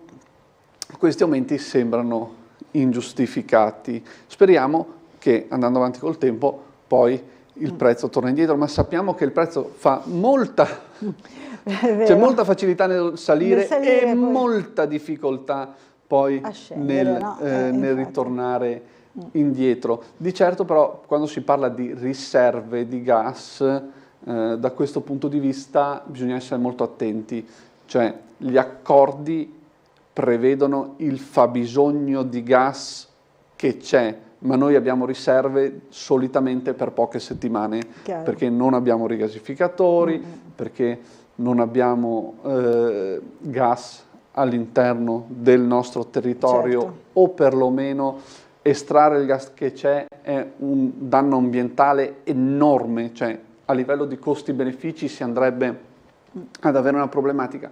Una cosa che il governo dovrebbe andare a fare, a mio parere, e questo è un parere del tutto personale, ma è una cosa che io sostengo, è il nucleare. Il nucleare. Sappiamo benissimo com'è andata con i Verdi in Germania, che a tutti i costi hanno spento le centrali nucleari e il prezzo dell'energia in Germania è andato fuori controllo. Hanno promesso cose che non potevano mantenere. Adesso il governo è caduto, è in difficoltà perché ha disintegrato la più grande economia europea ed era difficile, cioè, dopo 15 anni solida, no? di governo Merkel, disintegrare totalmente l'economia tedesca era difficilissimo. La sinistra ce l'ha fatta e non immagino la sinistra italiana, che è una copia ancora peggiore rispetto alla sinistra tedesca, cosa possa fare nell'economia italiana, ma questo ci dà il dato: chi ha le centrali nucleari paga meno l'energia e soprattutto in un territorio che è circondato da centrali nucleari. Noi la centrale di Chersko ce l'abbiamo accanto a casa, se succede qualcosa alla centrale di Chersko non è che arriva sul confine il sistema radioattivo e dice no, ma mi fermo, di là è Italia, no.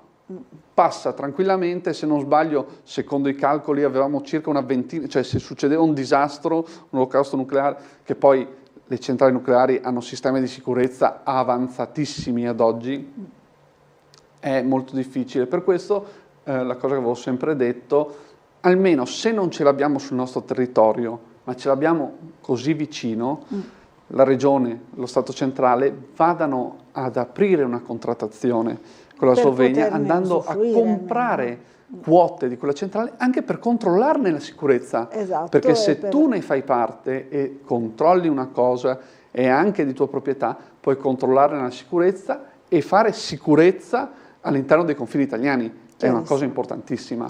Allora, ci scrive Francesco, in relazione alla telefonata precedente, confermo anche a Monfalcone, dove abito, funziona come in Svizzera. Una volta al mese, dopo essere state segnalate, il comune manda un operatore a sequestrare le biciclette abbandonate per strada. Quindi evidentemente insomma si può fare, si può approfondire l'argomento. Si può fare, quindi farò una proposta, una mozione in questo senso in Consiglio Comunale, perché è una proposta che mi piace, cioè è una cosa veramente che può essere utile e combattere anche quel piccolo degrado di in quel verso. Ovviamente i nostri operatori di polizia locale hanno tante cose da fare, no? e operano in svariate missioni.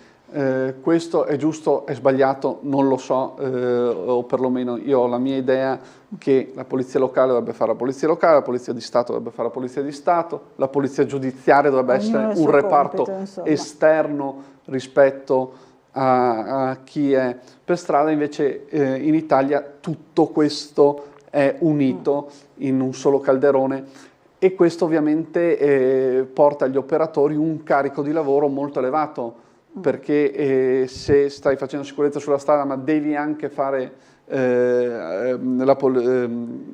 operazioni di polizia giudiziaria, ovviamente o sei da una parte o sei dall'altra. Quindi ringrazio tutte le nostre forze dell'ordine per il grande impegno che fanno tutti i giorni sulle strade per il loro servizio. Sono stato fermato sul confine a Fernetti e lo dico sempre, sono stati gentilissimi, non sono stato preso a male parole o quant'altro. L'operatore mi ha fermato, ha messo la paletta, mi ha fatto accostare, l'ho salutato con educazione, mi ha chiesto i documenti, gli ho dato i documenti, ho chiesto se potevo scendere dal veicolo come consigliere comunale per salutare gli altri presenti al confine e per ringraziarli del loro importante lavoro tutti i giorni. Mi ha detto di sì, sono sceso, ho salutato gli operatori, li ho ringraziati per il loro prezioso lavoro tutti i giorni. Lui mi ha ritornato i documenti, sono risalito in macchina, ci siamo salutati in maniera cordiale e sono ripartito. Questo è quello che accade se ti comporti nella maniera corretta con le forze dell'ordine, quindi le saluto e ringrazio tutte i ragazzi e le ragazze che lavorano sulle strade tutti i giorni, garantiscono la nostra sicurezza. Allora, una telefonata, buongiorno, chi è in linea con noi? Pronto, buongiorno, sono in linea? Sì, buongiorno. Buongiorno Bucarella, un saluto a lei, alla redazione e gentile ospite. Buongiorno. Allora, io incomincio con il gentile ospite un grande abbraccio perché mi conferma i sospetti che ho nei suoi, ripeto, sono sospetti, non ho prove, ma comunque li proverò, che lui deve essere sicuramente legato a qualche lobby finanziaria, così di questo genere qua. Perché? Perché una persona che inneggi la guerra in Ucraina, che ad esempio ha già creato 1 milione di morti, parliamo di ucraini, ragazzi di 20-25 anni che sono morti, che sono loro stessi, le mamme che adesso piangono i loro ragazzi, loro stessi sanno e si sono convinte che sono stati usati per niente. Poi di un'Italia che fino a poco tempo fa era amata nei confronti del mondo, nei confronti proprio per la sua idea di meticolosità della pace, l'arte nel saper a trattare, e adesso ci troviamo spinti a baciare il deretano a Netanyahu, a essere il servo sciocco degli americani, e questo signore qua, questo signore politico inneggia a una guerra che è veramente vergognosa. Lei dovrebbe andare via da questo schermo, perché l'inneggiare la morte di esportare democrazia. Non ha assolutamente inneggiato, mi scusi. L'Italia esporta la democrazia in Ucraina, che democrazia mi parla? Un paese che non c'entriamo niente. Si esprimono delle idee, ma la invito a esprimerle insomma sempre in modo civile, ecco. Sì, ma io sono civile, mica che lo sto offendendo, mi sto solo parlando a livello politico, a livello personale, a tutta la mia ammirazione, perché è un ragazzo che a mio avviso si sta dando da fare, e a tutta la mia ammirazione, però a livello politico uno che mi propone un Draghi che ha distrutto tutta l'ossatura di essere italiano, che è stato premiato a livello internazionale dalle lobby che lui ha difeso, dalle lobby finanziarie, che mi propone una smart city dimenticandosi di dire che tutti i dati che verranno dati alla ditta. Vabbè, adesso stiamo un po' allargando eccessivamente il discorso, stiamo mettendo un po' troppa carne al fuoco. Anche Va bene. Che l'altro, un attimino Bucarella, dopo finisco, paga un affitto, ma paga il comune di Trieste, pagherà il comune di Trieste per la raccolta di dati che farà per la profilazione delle persone. Per la profilazione delle persone, e addolcirsi la pillola di qualcosa che porterà a povertà. 36% dei allora sta aggiungendo ancora altri argomenti che fra l'altro sono anche abbastanza oscuri, non so, torniamo magari all'origine di questa telefonata, poi magari commentiamo. Voleva rispondere al signore allora, lobby finanziaria, quasi quasi auspicherei la cosa, purtroppo no. Purtroppo no. Io riabbraccio chi chiama, perché non fa sorrido da questo punto di vista, perché la chiamata sembra fatta da qualcuno molto legato al TLT. No, io non inneggio la guerra, però l'Italia nel 2018 era impegnata in 152 operazioni militari e questo è un dato che so bene perché ho collaborato per molti anni nella precedente legislatura con l'ex governatore di questa regione, l'onorevole Tondo, che era in commissione difesa, io ero uno dei suoi collaboratori, quindi questo è un dato che conosco. Quindi da questo punto di vista l'Italia è sempre stata impegnata a livello internazionale in politica militare che va a braccetto con la politica estera. Quindi se noi siamo presenti a livello internazionale di certo poi andiamo a poter fare anche gli interessi in politica estera. E io non ho inneggiato la guerra, c'è un paese che ha subito un'aggressione, c'è un paese che è stato aggredito e c'è da parte della comunità internazionale un sistema di aiuti che cerca almeno di tamponare quella che era il disvalore tra i due attori in gioco, perché era molto grande, c'era un attore molto forte, molto potente che stava schiacciando un altro attore internazionale, e il nostro intervento ha messo in stallo perlomeno la questione, non ha potuto cambiare le sorti, è vero, bisogna iniziare una diplomazia, ma vediamo che anche l'amministrazione Trump, che voleva utilizzare la democrazia, la diplomazia a tutti i livelli, a tutti i costi, vediamo quando si insedierà, ma sta ottenendo veramente, veramente poco da questo tipo di opzioni.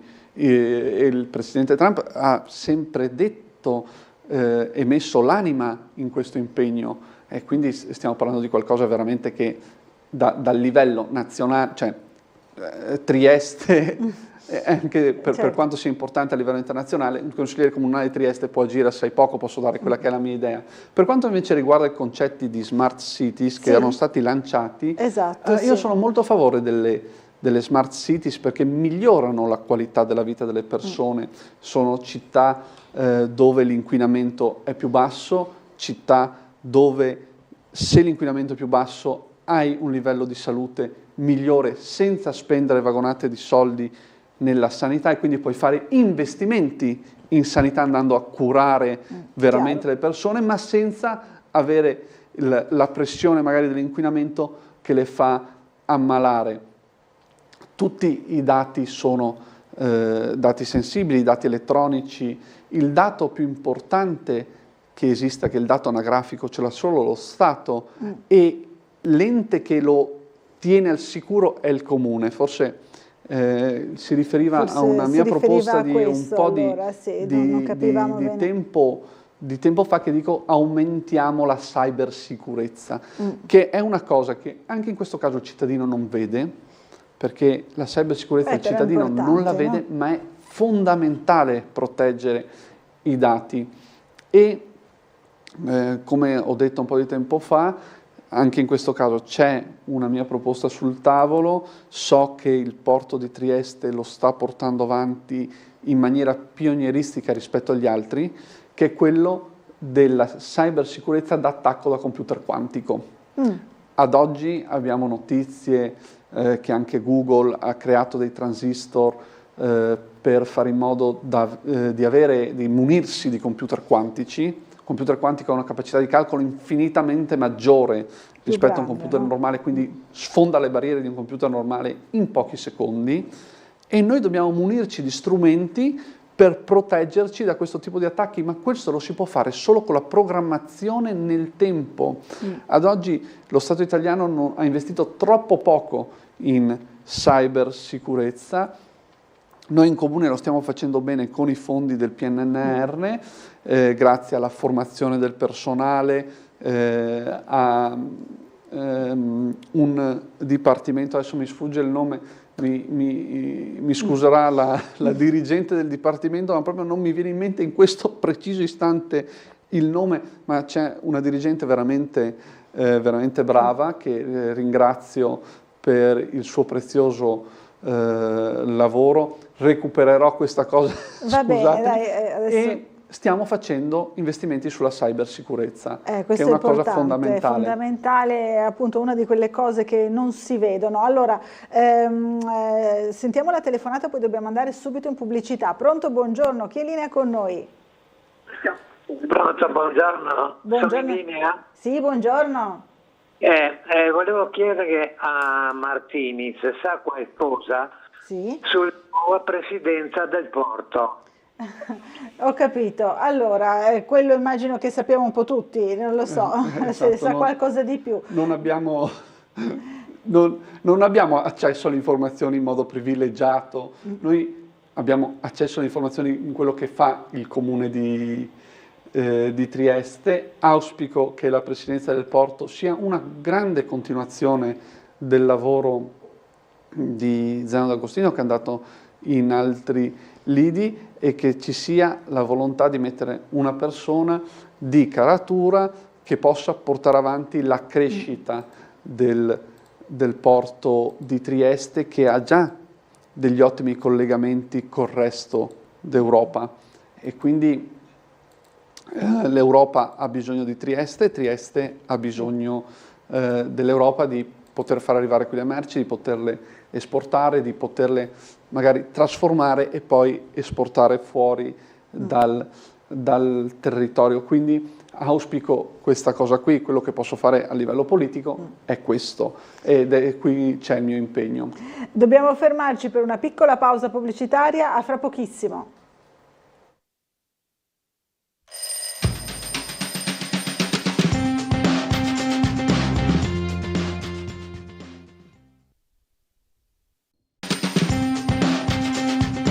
Bentornati in diretta, ancora in compagnia del consigliere comunale Mirko Martini, qui con voi a rispondere alle vostre telefonate, alle vostre domande. Sì, per me è sempre un piacere essere qui, confrontarmi con i cittadini, sentire qualche critica e sentire anche le cose positive, gli impegni di tutti i giorni, che chi ha la passione per la politica è ciò che vuole portare avanti.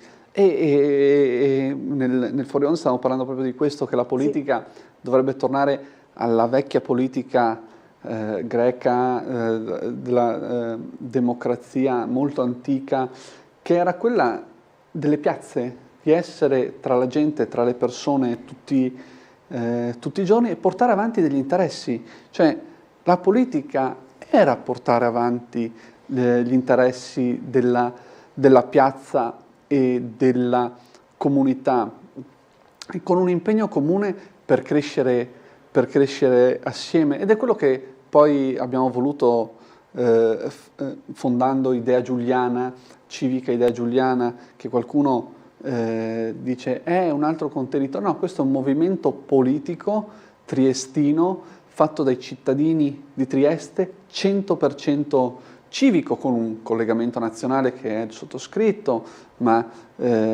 con Carlo Grilli, con Roberto Cason siamo tutti assieme che portiamo avanti le idee, e tutti gli iscritti ci scrivono, tutti vengono ascoltati, le idee di tutti vengono poi raccolte e portate avanti e messe sul piatto. Infatti è costruita, Civica Idea Giuliana ha anche i gruppi di lavoro, e ringrazio tutti, non posso nominare tutti i responsabili a memoria dei svariati gruppi di lavoro, ma è veramente un luogo dove aperto, dove tutti possono dire la loro. Ringrazio invece il buon Riccardo, che è il responsabile dei giovani, che con entusiasmo sta portando avanti le politiche dei giovani, sta cercando di coinvolgere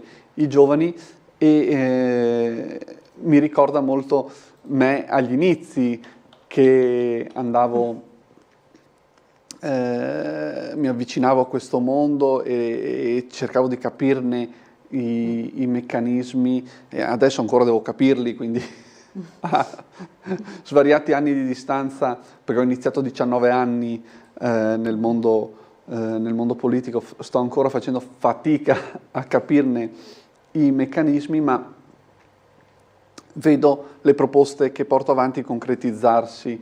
Riuscire veramente a fare qualcosa per i cittadini è qualcosa che ti gratifica, ti gratifica in modo profondo, e grazie all'amico Renzo Tondo ho potuto vedere praticamente tutti i livelli della pubblica amministrazione, il livello regionale, il livello comunale, il livello nazionale parlamentare. Ho potuto fare anche una piccolissima esperienza vedendo il livello più alto, non ho potuto toccarlo con concretezza, ma almeno vedere il livello europeo.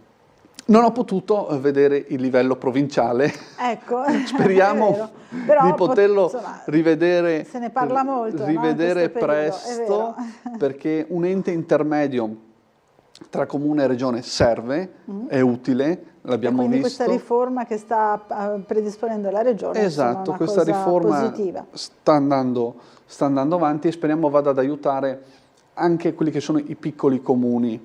Ho una idea ben precisa di quello che dovrebbe accadere, ma ancora non la svelo. È un'idea difficile, complessa, che si lega a già una bella idea del sindaco di Aquileia, Zorino, che è quella di allargare la provincia, quella che era la provincia di Gorizia, e io dico perché non fare un maxi ente territoriale che vada a abbracciare tutta l'area fino a Trieste, ma vediamo se questa proposta potrà penetrare poi nelle menti e nei cuori delle persone. Allora, sentiamo la telefonata. Buongiorno. Buongiorno a lei e al suo ospite, sono Gino. Gino, buongiorno. L'immagine che mi dà il suo ospite è di una persona che a parole dice di ascoltare la base, però è una persona che ha molte idee private, personali, e che ha anche gioia di portarle avanti e di realizzarle. Questo non è una critica, è un dato di fatto, cioè, che si nota. È anche utile avere persone che hanno idee, perché la maggioranza non ha idee e quindi è già un qualcosa di positivo.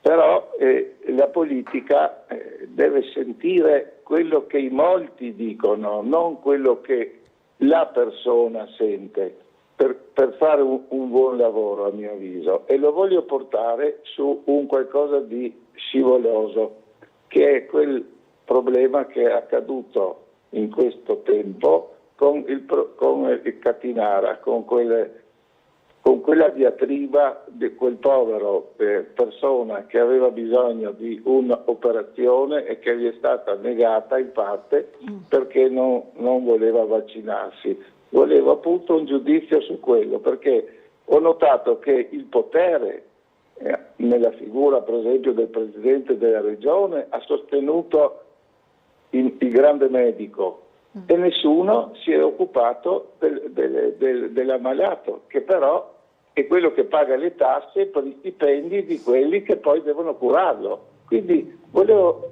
trascinarlo su questo discorso. Grazie e buongiorno. Grazie a lei, buona giornata Gino. Grazie a Gino che ha creato una critica costruttiva rispetto a quella che può essere la figura del politico, che è vero, deve ascoltare ma deve avere anche idee. Io dico sempre, diffidate dai politici che vi dicono quello che volete sentirvi dire, nel senso che se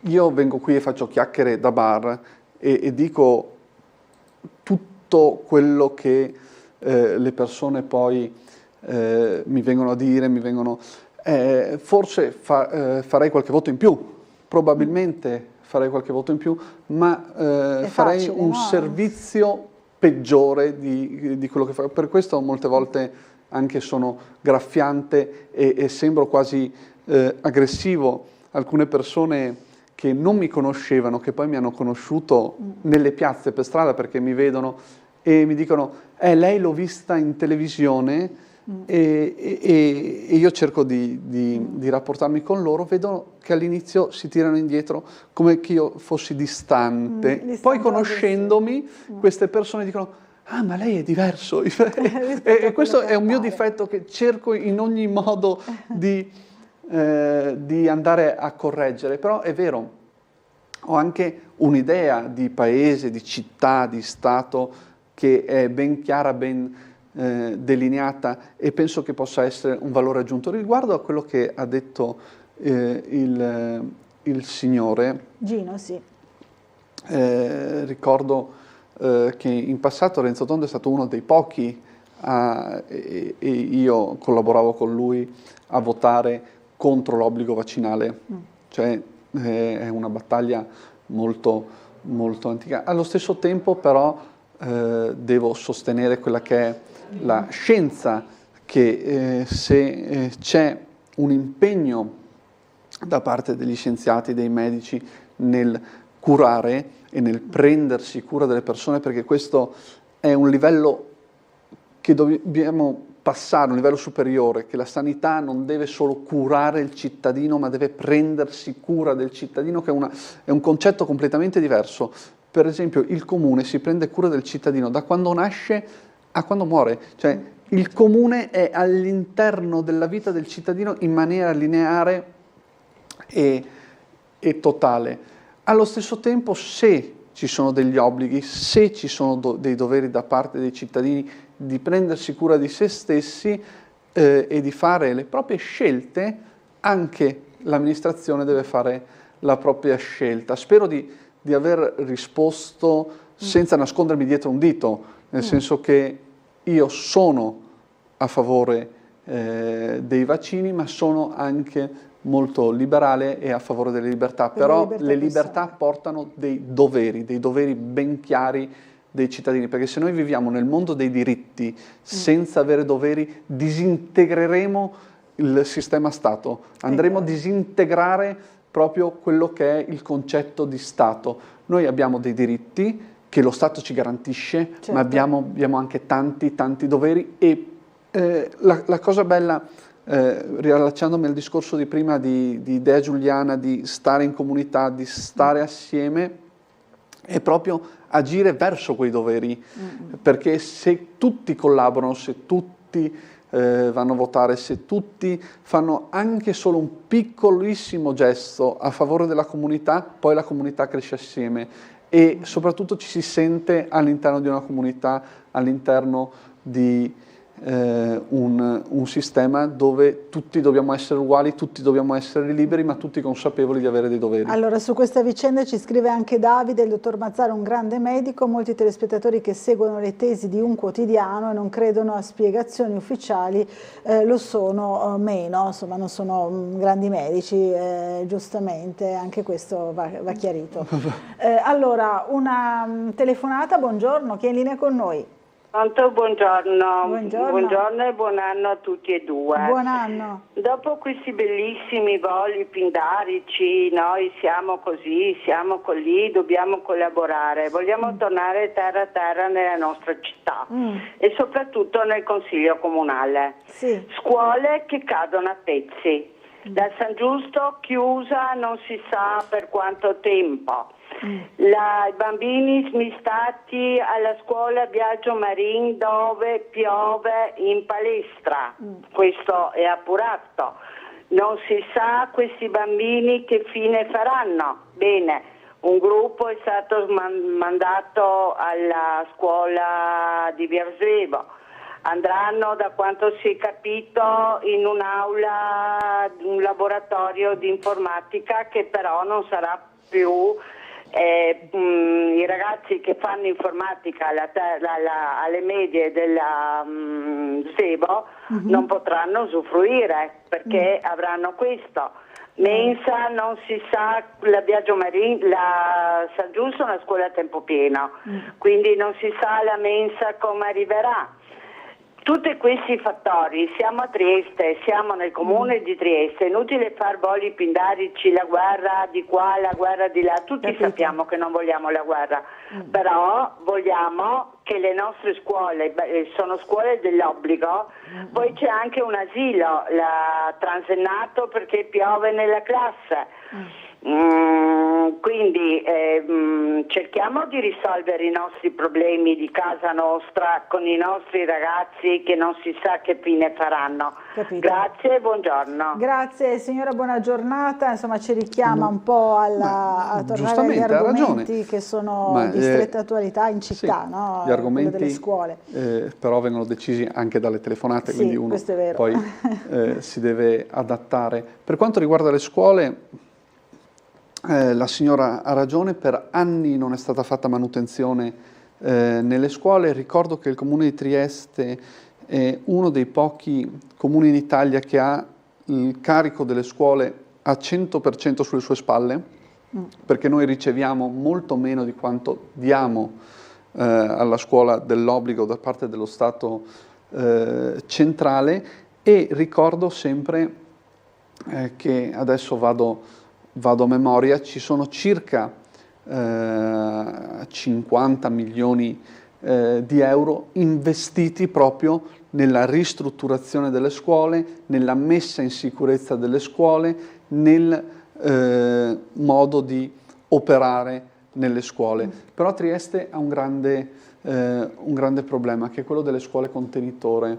Ricordo che firmai io un emendamento per acquisire scuole contenitore, e quello che stiamo lavorando su quel filone.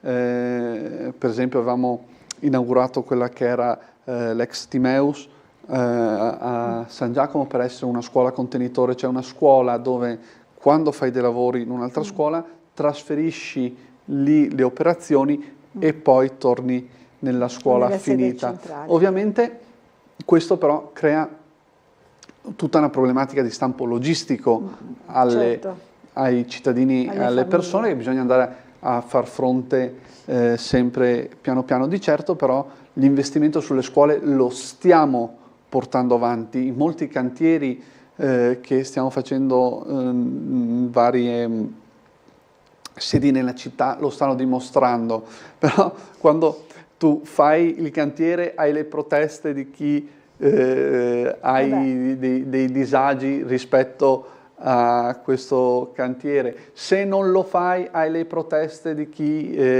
poi si trova in una scuola non mantenuta nella maniera manutentata, nella maniera corretta. Quindi stiamo ovviamente sempre su una china, come diceva la telefonata precedente, è scivolosa, ma stiamo cercando di dare risposte.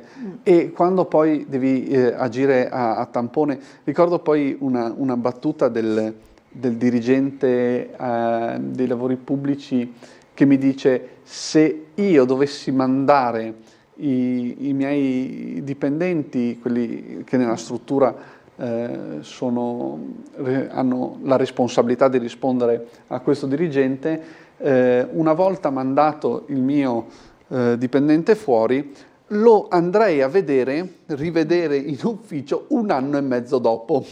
Ecco, cioè fate voi. Questa è la proporzione, cioè, insomma, questa dimensione è la dimensione di quello che stiamo facendo. L'impegno c'è, è un impegno ben chiaro dell'amministrazione rispetto alle scuole, proprio è un taglio che noi abbiamo dato e lo si vede all'interno del bilancio, cioè non è una cosa che io vengo qui e faccio chiacchiere, cioè è una cosa concreta che si vede all'interno un capitolo importante del bilancio. Ovviamente richiede un sacco di tempo e questo è diciamocelo pure, un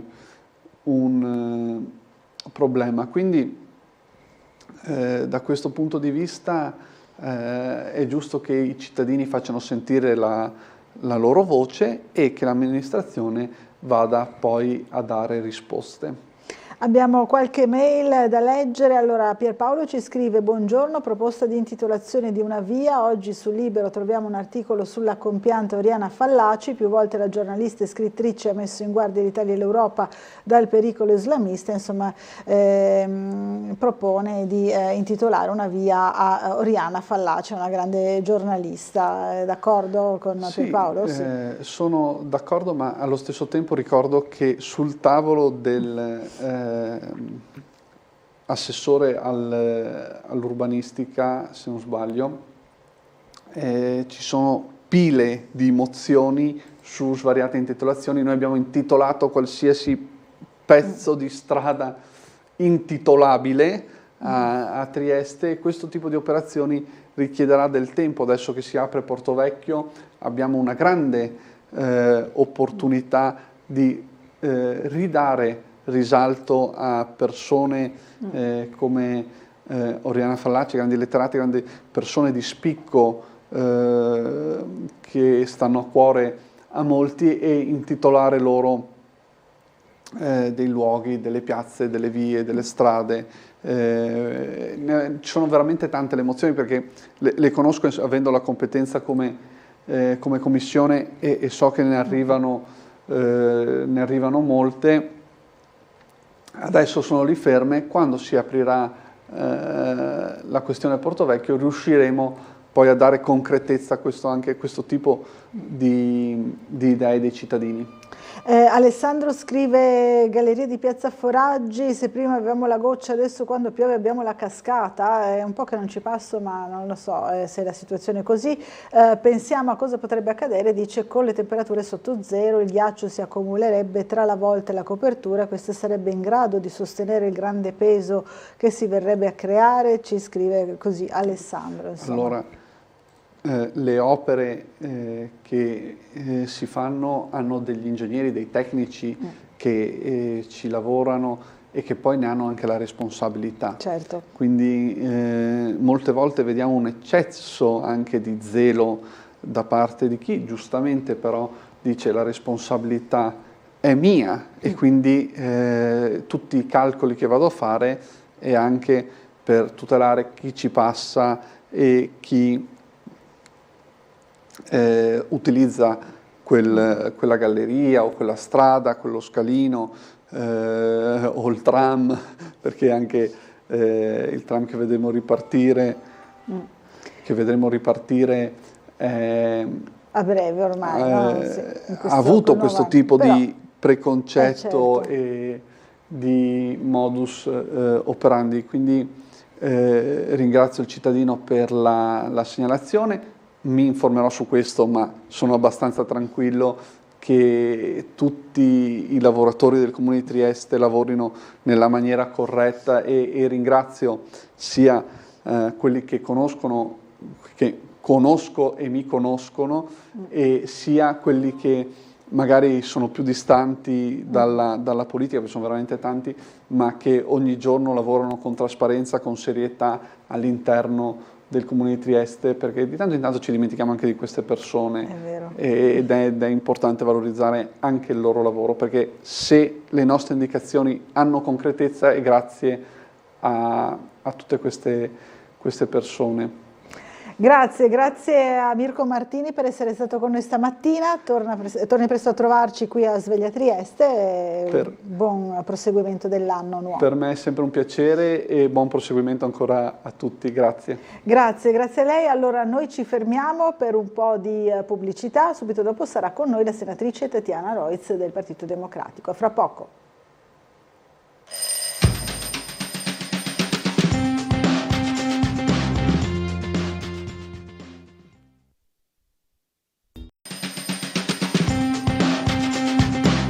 Bentornati in diretta, 9.05 del mattino, diamo subito il buongiorno, auguriamo buon anno alla senatrice Tatiana Rojc. Buongiorno, ben arrivata. Buongiorno, e anche da parte mia tanti auguri, che sia un buon anno, ecco, per tutti. Un buon anno per tutti, davvero.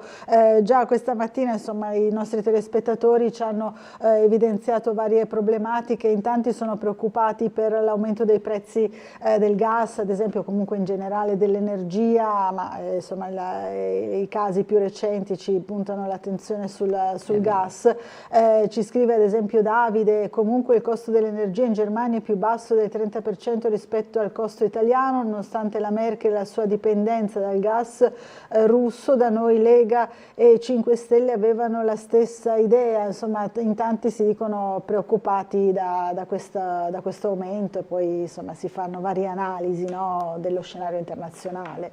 Esatto, noi siamo dipendenti dallo scenario internazionale ovviamente, ma questi aumenti dei generi primari come le bollette del gas, come la spesa, insomma, questo è una preoccupazione che affligge davvero tutti, quindi dobbiamo fare una riflessione seria su questo, insomma, perché diminuiscono i risparmi, perché il cittadino da qualche parte li deve prendere. È chiaro, infatti, e quindi questo erode sicuramente poi la capacità di spesa, insomma, delle persone.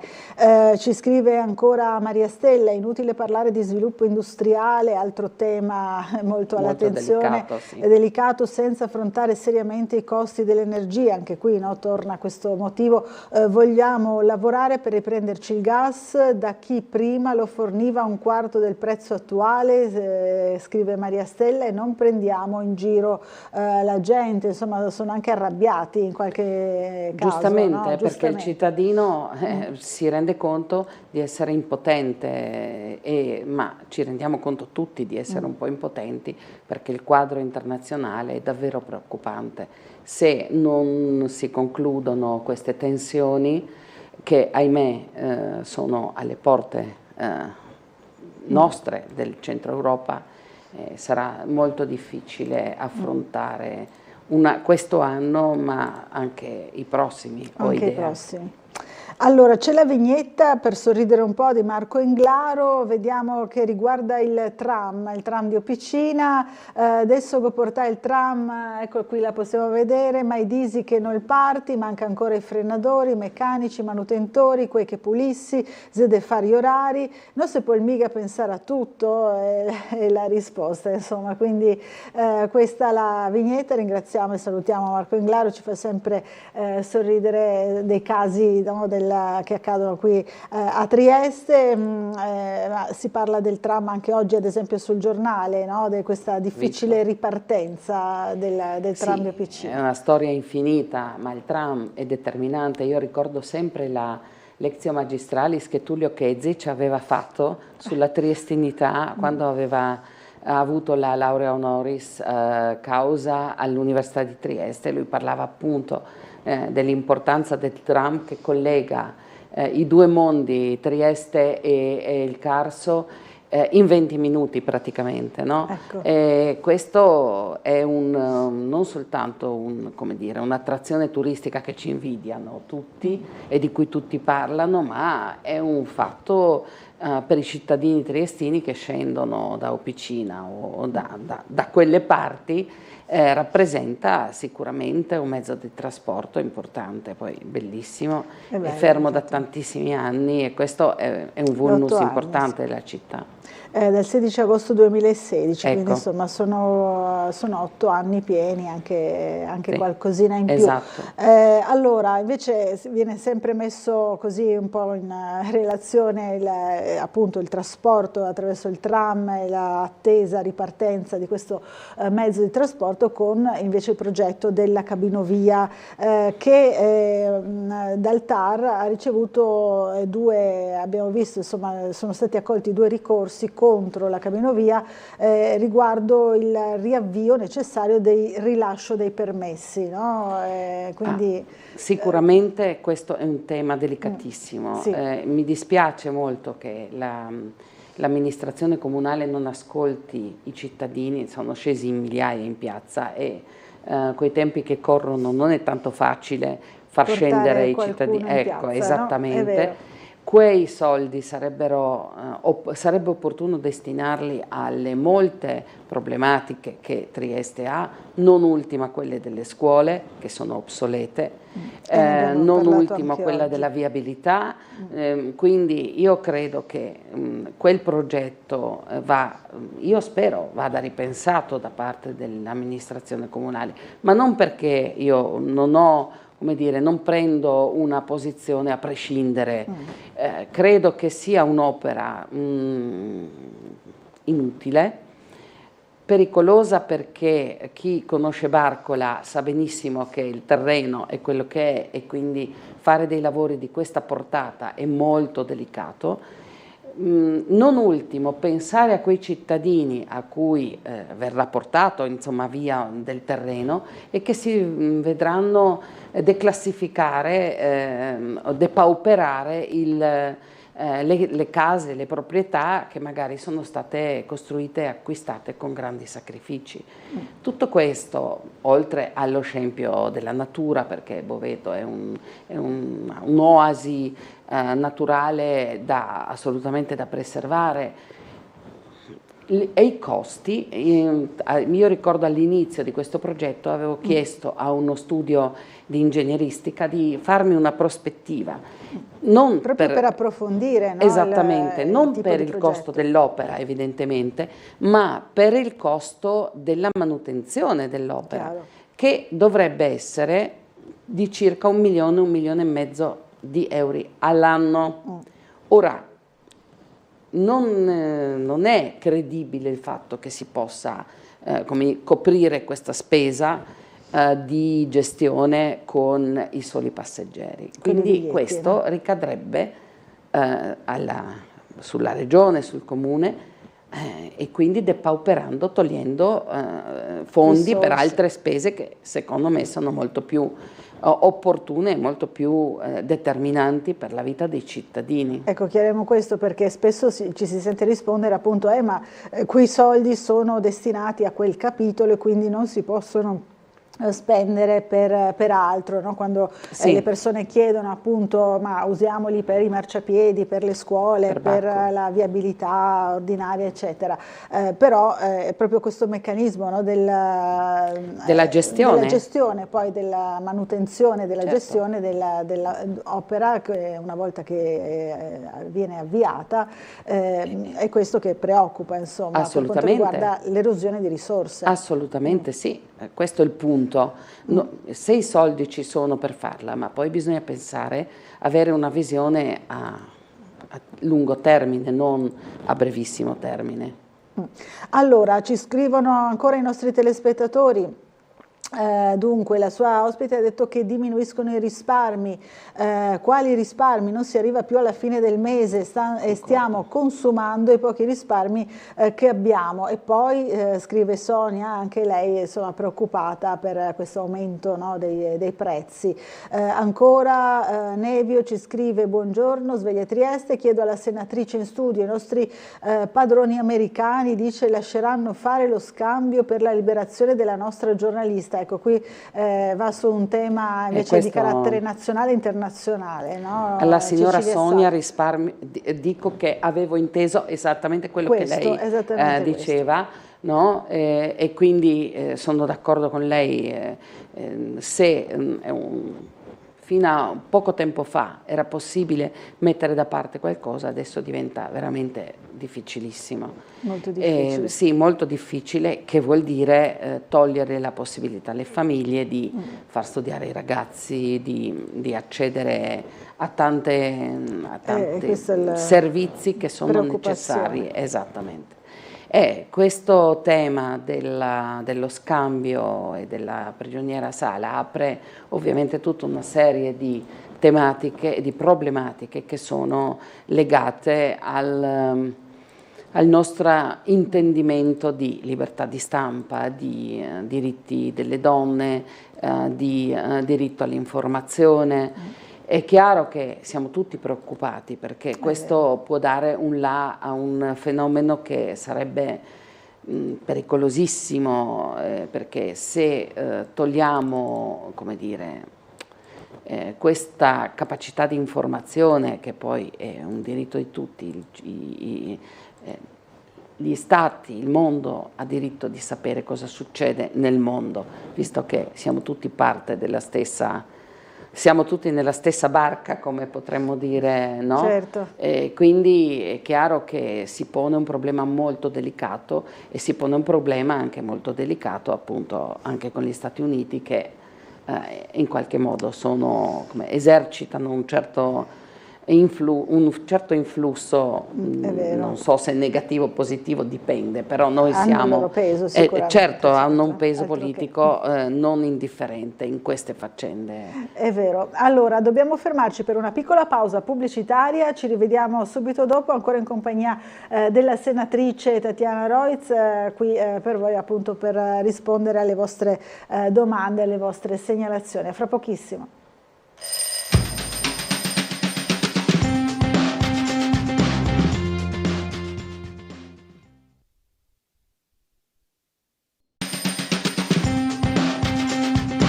Bentornati in diretta, ancora in compagnia della senatrice Tatiana Rojc. Allora, senatrice, per lei ha già 2 mail, una riguarda il comune di San Dorligo della Valle d'Olina. Ce la scrive Giorgio Marchesic, che è consigliere comunale in quel comune.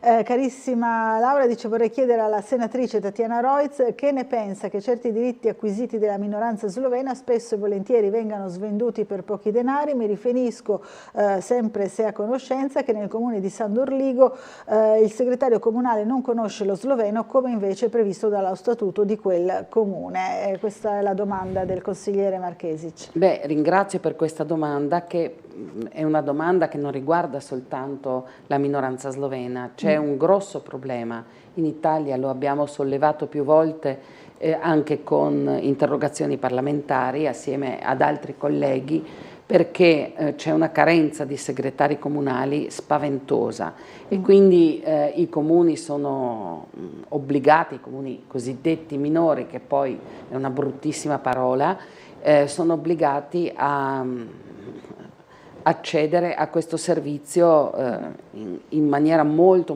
parziale, quindi difficile trovare un segretario comunale che possa parlare lo sloveno, non perché facile. Appunto c'è una carenza proprio di questo tipo di figure professionali.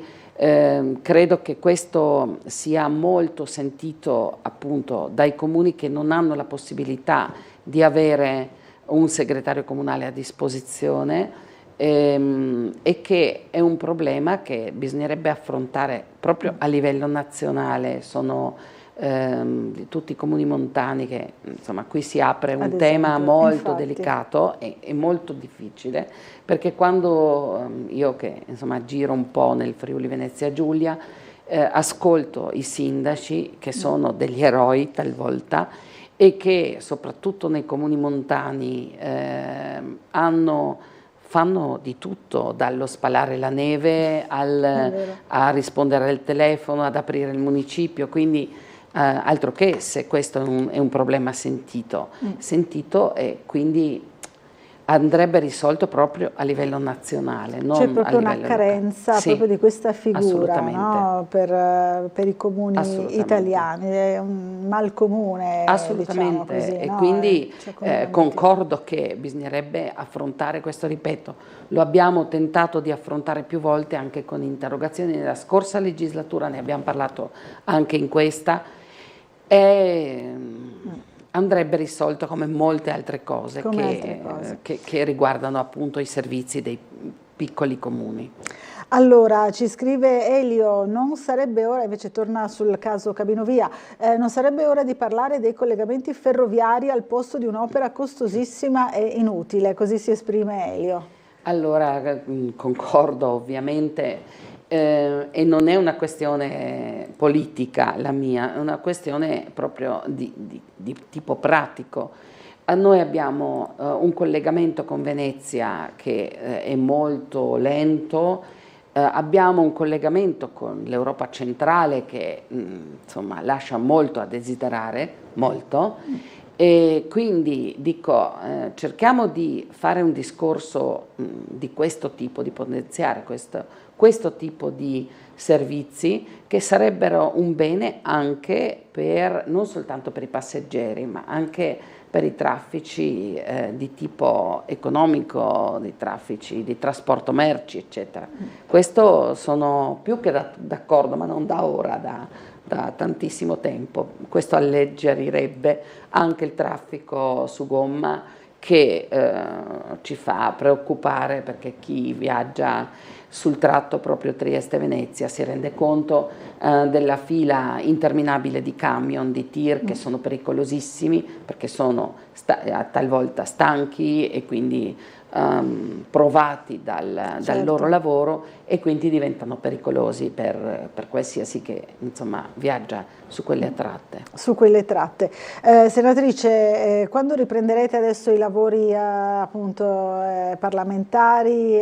Il giorno 8. Il giorno 8, quindi si ricomincia. Si ricomincia con i lavori in commissione. Nella mia commissione cominceremo a esaminare la legge di risoluzione europea, che è importante e che abbiamo preparato con moltissime audizioni di varie categorie, ovviamente, di servizi, perché insomma questa è una legge dalla quale dipendono molte cose, anche per noi come Paese.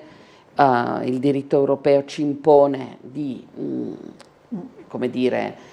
assecondare le leggi europee di tutti i paesi d'Europa, e questo naturalmente ci espone, se non lo facciamo, a delle multe piuttosto pesanti che cerchiamo di ovviare. Poi ci aspetta il decreto mille proroghe, questo cominceremo adesso a proporre le audizioni, ed è un decreto che contiene tutto e niente, insomma, e quindi ci lascia forse un po' di spazio per preparare delle proposte per il governo, che sono anche proposte che riguardano per esempio la nostra regione, no?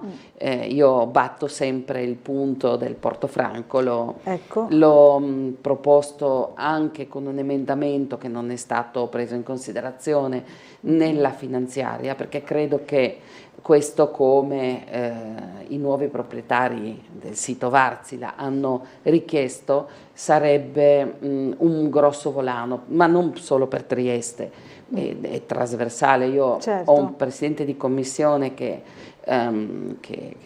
ha molti rapporti con l'India, che è il senatore Terzi di Sant'Agata, già ministro degli esteri nel governo Monti, ambasciatore e quant'altro, e in India, lui mi fa sempre presente, parlano di Trieste come un punto di riferimento per tutta l'Europa centrale e il nord Europa. Però ovviamente se noi non avremo la possibilità di avere questo tipo di regime, che peraltro è previsto dai trattati internazionali di tutto il dopoguerra, insomma sarà difficile, e come dire, siamo un appendice che potrebbe avere uno sviluppo straordinario per, ripeto, non soltanto per noi, per la regione, ma per tutto il sistema portuale del nord Adriatico, e quindi questo è un punto sul quale continuo a battere e spero che insomma venga realizzato assolutamente. Ecco, questo è un po' l'impegno principale che ha visto purtroppo appunto bocciare questo, cioè non accogliere insomma, questo emendamento, no? C'è anche un disegno di legge depositato a mia prima firma. Abbiamo lavorato nella scorsa legislatura con il senatore Nannicini, che non c'è più in questa legislatura, non è stato rieletto, facendo un discorso all'Europa per l'impegno che l'Europa deve dare. Abbiamo avuto la risposta dell'allora commissario Gentiloni, ora l'Europa aspetta soltanto l'impegno del governo italiano, che dia la sua approvazione. Non mi sembra che togliamo lavoro a nessuno, né ai porti del Sud Italia, ma anzi con questa crisi internazionale e con le difficoltà che ci sono per passare il canale di Suez, per noi sarebbe determinante avere appunto questo sbocco importante per incrementare anche la nostra economia triestina, che è insomma sempre sotto tiro e sotto come dire, soggetta a delle difficoltà per il fatto della deindustrializzazione che ha toccato, come esattamente, che è molto preoccupante. Se vogliamo guardare verso un futuro, dobbiamo guardare con ciò che abbiamo e che ci lascia spazi per lo sviluppo. Ecco, quindi questo strumento potrebbe aiutare, fare da volano, insomma, uno sviluppo futuro, non soltanto appunto della nostra città, della nostra regione, del nostro porto. Ci riproverà quindi in sede di mille proroghe, ho capito bene? Sì, certo, io sono una testarda, riproverò e il governo ha fatto a suo tempo, lo scorso anno, un ordine del giorno alla Camera impegnando il governo in tal senso, ma poi non è successo niente, quindi io faccio appello appunto anche al governo che si muova e che non dica che Trieste è solo un fiore all'occhiello, ma che faccia come dire, qualcosa di veramente concreto per noi. Per noi e per il futuro. Questo è trasversale, esattamente, non ha assolutamente nessun tipo di premessa ideologica o di posizione, no, questo è qualcosa che riguarda tutti. Ha trovato anche, insomma, diciamo, abbastanza sponda su questa iniziativa? Certo, io ovviamente, chiaramente dalla mia parte sì, ma perché abbiamo fatto un lavoro anche di approfondimento con audizioni, abbiamo audito i protagonisti, dal Presidente Fedriga all'allora Presidente dell'autorità portuale D'Agostino al Presidente della Confetra, eccetera. Quindi abbiamo ascoltato tutti i protagonisti che hanno interessi e che soprattutto sono a capo delle attività del porto. Allora, dobbiamo fermarci per l'ultima pausa pubblicitaria di questa mattinata e ci rivediamo subito dopo, fra pochissimo.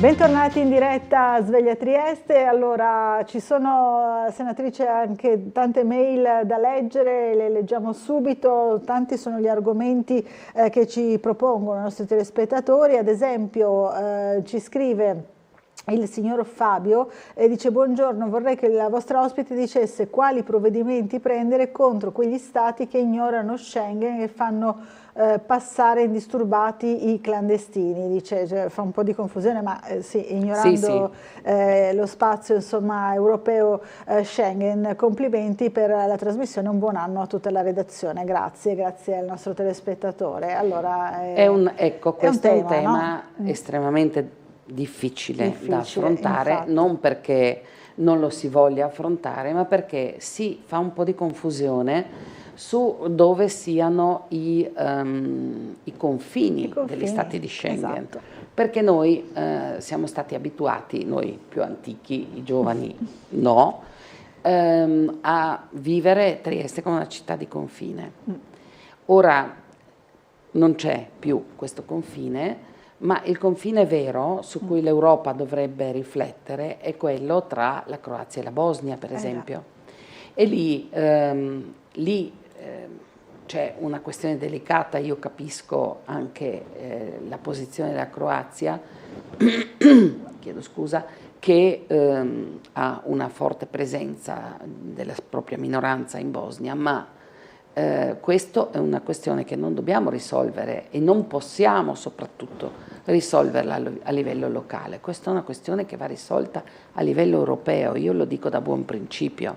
Se l'Europa non si rende conto che non esiste solo il Sud Italia, Lampedusa, che è una tragedia immane perché i morti in mare sono una tragedia e perché questi non scappano, non vengono come dire, da un mondo felice a cercare la vacanza con il barboncino in borsetta, ma scappano da situazioni molto difficili, non soltanto di guerra, ma situazioni economiche difficili, sociali, eccetera.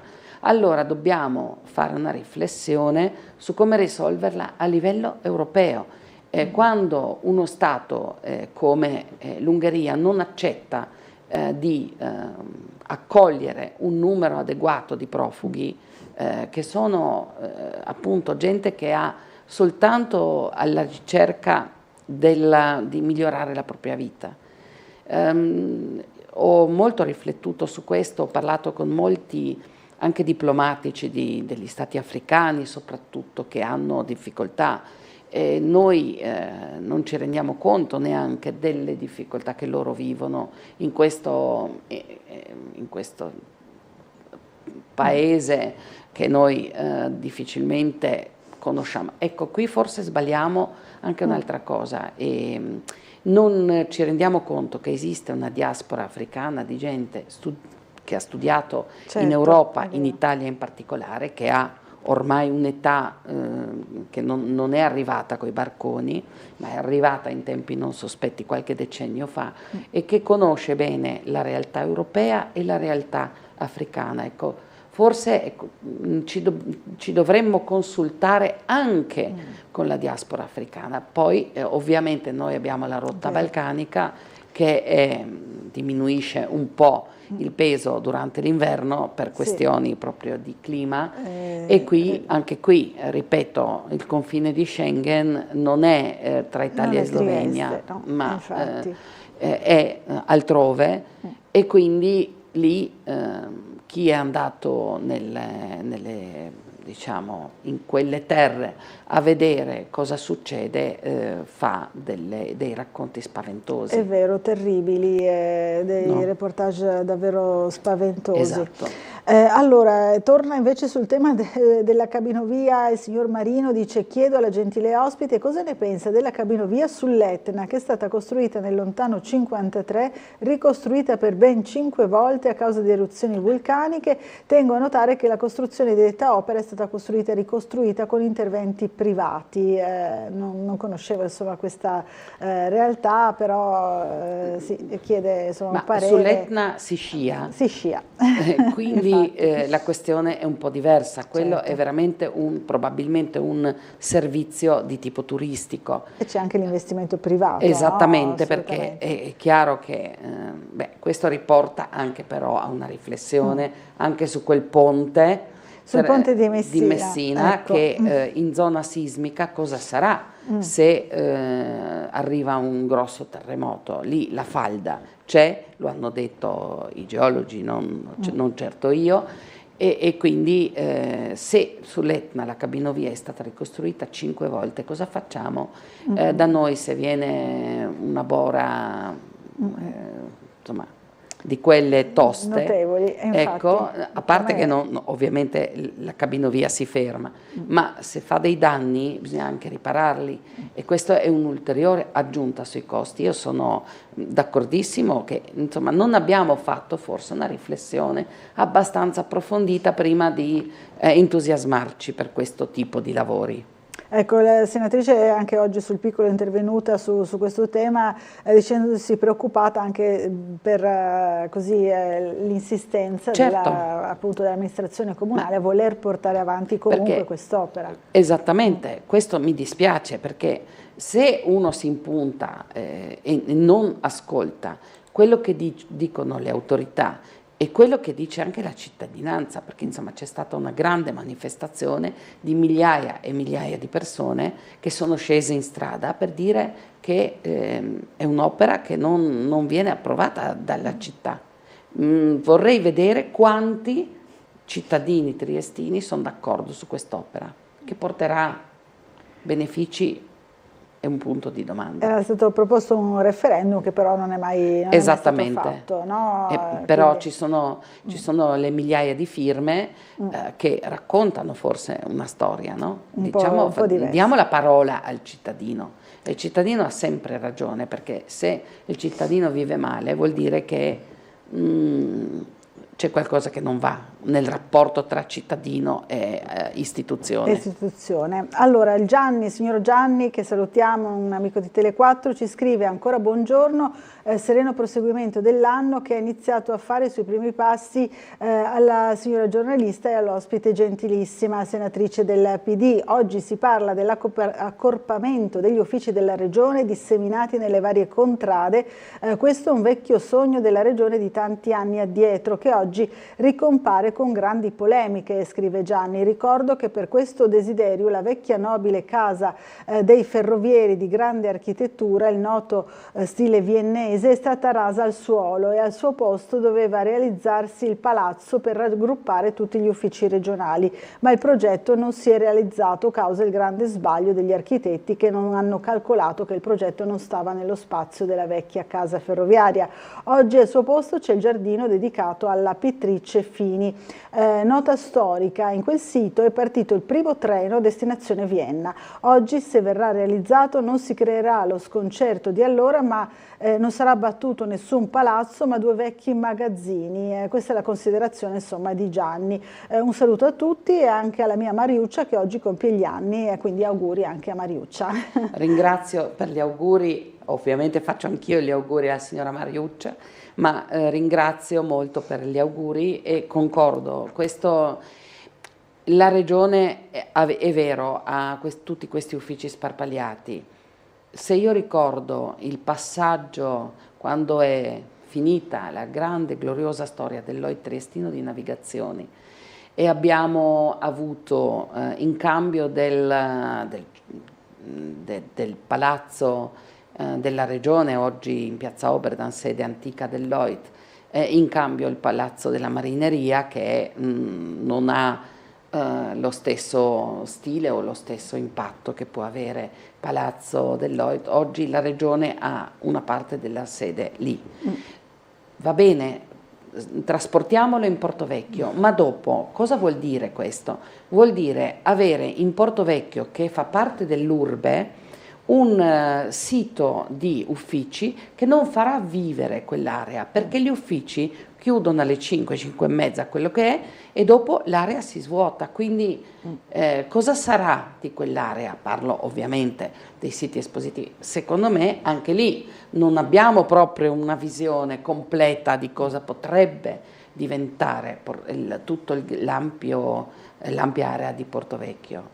Quindi anche critica, insomma, su quello che è stato presentato finora. Io capisco la posizione della Regione, poi bisogna vedere cosa ne sarà di tutti quei palazzi che verranno alienati, perché pensiamo adesso... Quelli in città che esattamente, oggi ospitano in piazza Oberdan, per sedi. esempio, Ecco. che è un palazzo, insomma, importante. Mi viene in mente l'abbandono della sede dell'INPS in via Udine, che adesso è un palazzo così, insomma, che fa una cattedrale nel deserto vuota e di cui per il momento insomma, non se ne fa nulla. Quindi ci sono questi spazi che poi bisogna anche riqualificare. E questo comporta esattamente con qualcosa e soprattutto farli rivivere. Non è sempre semplice. Allora, ci scrive Igor, invece scrive: Dober dan, buongiorno. In tempi bui per la città la comunità slovena è e deve restare uno dei baluardi della cultura dell'ex litorale. Scrive Igor, la componente italofona sta svendendo tutto, presto l'antipatica parola minoranza sarà applicata a tutti i triestini, indifferente se parlino triestino, sloveno del nostro Carso, e poi conclude Strecno, auguri. Insomma, una nota un po' amara, no? È una nota amara che la comprendo, però noi non ci rendiamo conto, e questo mi rifaccio alle teorie che ci sono. Le minoranze sono un grande arricchimento per la città, non soltanto per Trieste. In Europa vivono 50 milioni di minoranze, di appartenenti a minoranze, 50 milioni di persone che vivono e che arricchiscono il quadro europeo, così come comunità, anche a me è antipatica la parola minoranza, no? La comunità slovena in Friuli Venezia Giulia, così come quella friulana, così come quella germanofona, sono un arricchimento, così come lo è la minoranza o la comunità italiana in Slovenia e in Croazia, che è l'unica comunità italiana autoctona fuori dai confini dell'Italia e che rappresenta una testimonianza di una grande cultura e anche come dire, un ponte anche per i rapporti tra i vari stati, così come credo sia e debba essere. Quindi spero che ci si renda conto di questo. Di questo. Roberto ci scrive ancora: buongiorno e buon anno. Vorrei sentire che cosa intende fare l'onorevole Roitz per risolvere la paurosa crisi industriale dell'area triestina, Wärtsilä, Flex, Tirso, eccetera. Insomma, fa solo 3 esempi, ma sono sì, sono esempi abbastanza significativi. Pesanti. Ora, io ho seguito abbastanza da vicino sia Wärtsilä che Flex. Non sono, l'ho detto prima, per me questa deindustrializzazione è un passo molto, molto pericoloso, un passo indietro nella possibilità per Trieste di vivere. Se noi togliamo tutto questo, chiaramente con l'onorevole Serracchiani abbiamo ben presente questo e lo facciamo presente anche nelle sedi istituzionali, non soltanto con l'attività di interrogazioni parlamentari, ma anche con la stimolazione di questi interrogativi da parte dei governi, indipendentemente da che parte si governi, perché se noi non pensiamo a mantenere un'attività anche industriale in questa nostra città, non dobbiamo poi meravigliarci che se i giovani cercano fortuna altrove. Non si può vivere solo di turismo. Scusate, io sono contenta per la mia città che è al centro dell'attenzione del grande turismo, ma questo non può essere l'indicatore o il fattore principale dell'economia triestina. Non è possibile, perché intanto non ha prospettive certe per il futuro e poi abbiamo visto, insomma, non tutte le attività turistiche portano grandi guadagni. Ecco, e quindi è anche un problema di qualità del lavoro? Assolutamente no? Sì, assolutamente. Non tanto della quantità, ma della qualità, perché noi abbiamo grandi eccellenze. Se si pensa alle grandi eccellenze dal punto di vista scientifico che abbiamo a Trieste. Io recentemente sono tornata in visita alla Sissa e sono entusiasta la Sissa è diventata persino più importante della Normale di Pisa. Questo ci deve far riflettere. Ci sono possibilità, ma ci devono essere anche realtà industriali che ci danno la possibilità di mantenere la città viva. Se la città non ha offerte di lavoro per tutti i cittadini, vuol dire che sarà una città che pian piano davvero morirà. Guardiamo anche, oggi sul giornale c'è scritta la natalità. Noi siamo una regione che ha una bassissima natalità, su 1000 abitanti all'anno nascono 6,1 bambini, la media nazionale è di 8,2. Ora vogliamo parlarne? Quindi sì, si parla di tutta una, diciamo, statistica, e questo dato balza all'occhio. E certo che balza, perché chiaro, no? Giustamente il telespettatore si chiede: ma se noi non abbiamo una realtà che ci permette di vivere, come facciamo a incrementare le nascite, a far nascere le famiglie? Non c'è speranza.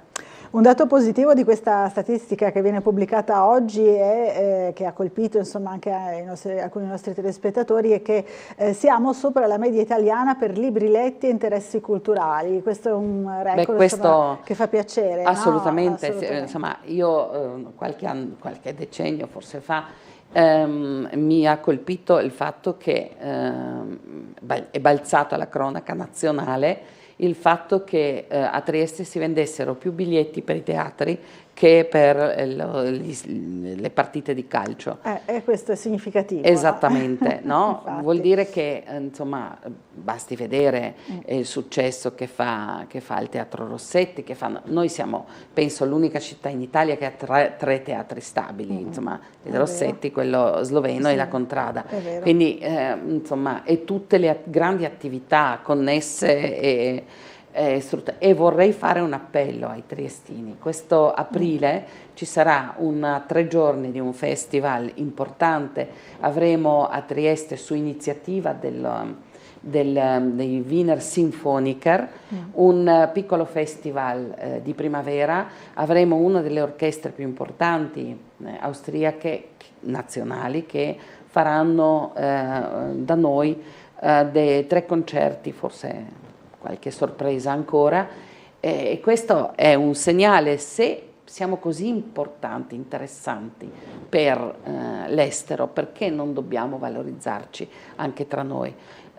Ieri ho avuto un incontro con una giovane studiosa di arte, tecnologia, e mi diceva, lei lavora tra Shanghai, l'Austria e gli Stati Uniti, e mi diceva che tutti coloro con cui lei ha parlato parlano di Trieste come di un punto di riferimento anche per una riflessione artistica ipermoderna, e quindi insomma è davvero una realtà, insomma, questa cultura di cui è portatrice Trieste. Allora, una telefonata, pronto, buongiorno, chi è in linea con noi?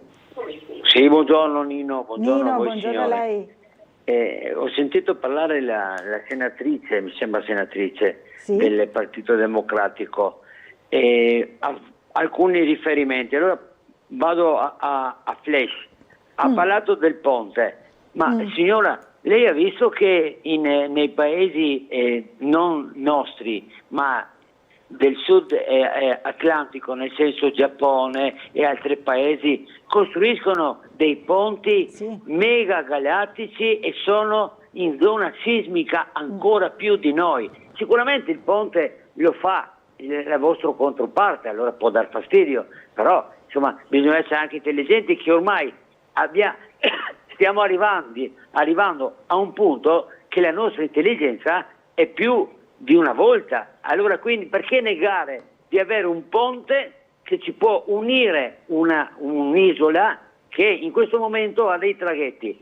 Ha qualche interesse il Partito Democratico nei traghetti, nel funzionamento dei traghetti? No, ma il ponte è una cosa che si deve fare, si potrebbe fare e si deve fare. Ha ragione quando il Partito Democratico dà contro, e per sua fortuna che il sindaco abbia fatto una cosa del genere, allora via, perché diamo contro alla forza politica. Voi avete sempre questa brutta mania di dar colpa alla forza politica che vi oppone.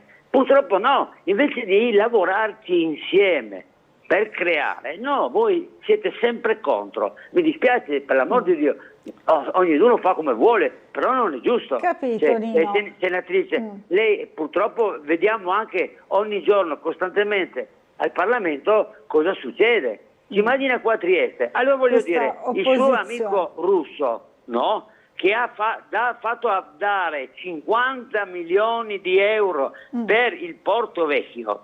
Quali erano le intenzioni dell'allora, non mi ricordo cos'era, se onorevole senatore russo, per il Porto Vecchio? Chiarissimo, Nino, questa è la critica da parte del signorino, dice, si chiede cosa voleva fare. Ringrazio molto, io non sono contraria a prescindere per il ponte sullo stretto di Messina, ma ascoltando colleghi trasversali, non del Partito Democratico, che vivono in Calabria e in Sicilia, loro dicono prima del ponte ci sarebbe da fare le infrastrutture, le ferrovie, le strade, non ci serve il ponte se poi per arrivarci ci mettiamo comunque una vita e dobbiamo fare giri del mondo. Questo è il punto, non il ponte per se stesso. Io non ho difficoltà a collaborare, ho rapporti direi più che collaborativi con anche esponenti dell'attuale maggioranza. È una questione di buonsenso, però quando si spendono i soldi pubblici bisogna vedere qual è il punto di arrivo e anche qual è il punto di partenza. Se il punto di partenza è quello dello stato disastrato delle infrastrutture in Calabria e in Sicilia, prima del ponte facciamo quello, dopo costruiamo anche il ponte, che è una cosa insomma, che però deve arrivare alla fine di un percorso, non all'inizio, senza considerare che appunto ci sono queste difficoltà che non le dico io, ma le hanno espresso i geologi, e credo che i geologi non abbiano come dire una punta ideologica da cui partire, e questo mi dispiace se ho dato questa impressione. Assolutamente non è, io non vengo dal mondo della politica, quindi il mio ragionamento è abbastanza, come dire, super partes, nel senso che guardo le cose con un certo disincanto e non soltanto dal mio punto di vista. Sono ovviamente orgogliosa di rappresentare il Partito Democratico che mi ha candidato, ma ecco, quando è stato dato il fondo di 50 milioni ottenuto dal senatore Russo allora e dal ministro Franceschini, quello è stato un inizio. La spesa insomma, sarà molto superiore ai 50 milioni, ovviamente, perché il Porto Vecchio è un'idea, ma ciò che io dico non è che sono contraria all'idea di fare qualcosa in Porto Vecchio, ma sono dell'idea che non c'è una visione. Ne ho parlato anche con la povera architetta Barbara Fornasir, che aveva fatto un bellissimo progetto insieme a Vittorio Sgarbi su un certo tipo di visione anche innovativa, con pensiline, con passaggi, ma era una visione che era sempre limitata, e lei stessa ha detto bisogna riflettere in maniera ampia e totalizzante. Questo è il punto. Se riflettiamo soltanto per piccoli parti non arriveremo mai a una,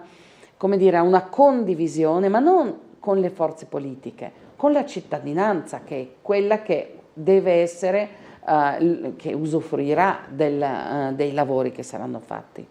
Allora, vediamo se facciamo in tempo a sentire l'ultima telefonata, brevissima, perché abbiamo davvero pochi minuti, anzi 1 minuto e mezzo. Pronto, buongiorno. Buongiorno, sono Silvia. Silvia, buongiorno. Allora, io volevo semplicemente dire questo. Quando c'è un ospite in studio, non è che ci si rivolge all'ospite, ci si rivolge agli elettori che quell'ospite rappresenta. Quindi inutile venire a dire che la signora, la senatrice è contraria a questo, a quello, a quell'altro. No, la senatrice rappresenta una grande parte di elettorato e dire che si è contrari a tutto proprio da quella parte che invece accetta tutto proprio per ideologia, anche perché per tanti decenni sono stati, diciamo, emarginati, non sono stati votati, eccetera, e hanno una specie di risveglio ormonale, non so come chiamarlo, e quindi ideologico. Quindi veramente mi fa quasi ridere. Cioè, sono loro che accettano qualunque cosa, purché questo governo regga. Abbiamo sentito due voci diverse, due campane. No, è la verità, basta guardarsi un po', ascoltare. Io ascolto molto Sveglia Trieste, basta questo. Grazie la mille. ringrazio molto, mi dispiace di dover chiudere perché siamo davvero in chiusura. Non ho nulla da aggiungere. Ecco, nulla da aggiungere a quello che Grazie, la ringrazio molto. Silvia, insomma avrebbe risposto anche lei così. Io ringrazio invece la senatrice Tatiana Rojc per essere stata con noi e la invito a tornare a trovarci presto. È sempre un piacere, grazie. Grazie davvero e buon lavoro insomma per la ripresa anche al Senato con anche le voi, commissioni. Grazie anche a voi Tele4, grazie. Grazie molte, grazie a tutti voi che ci avete seguito e buona giornata.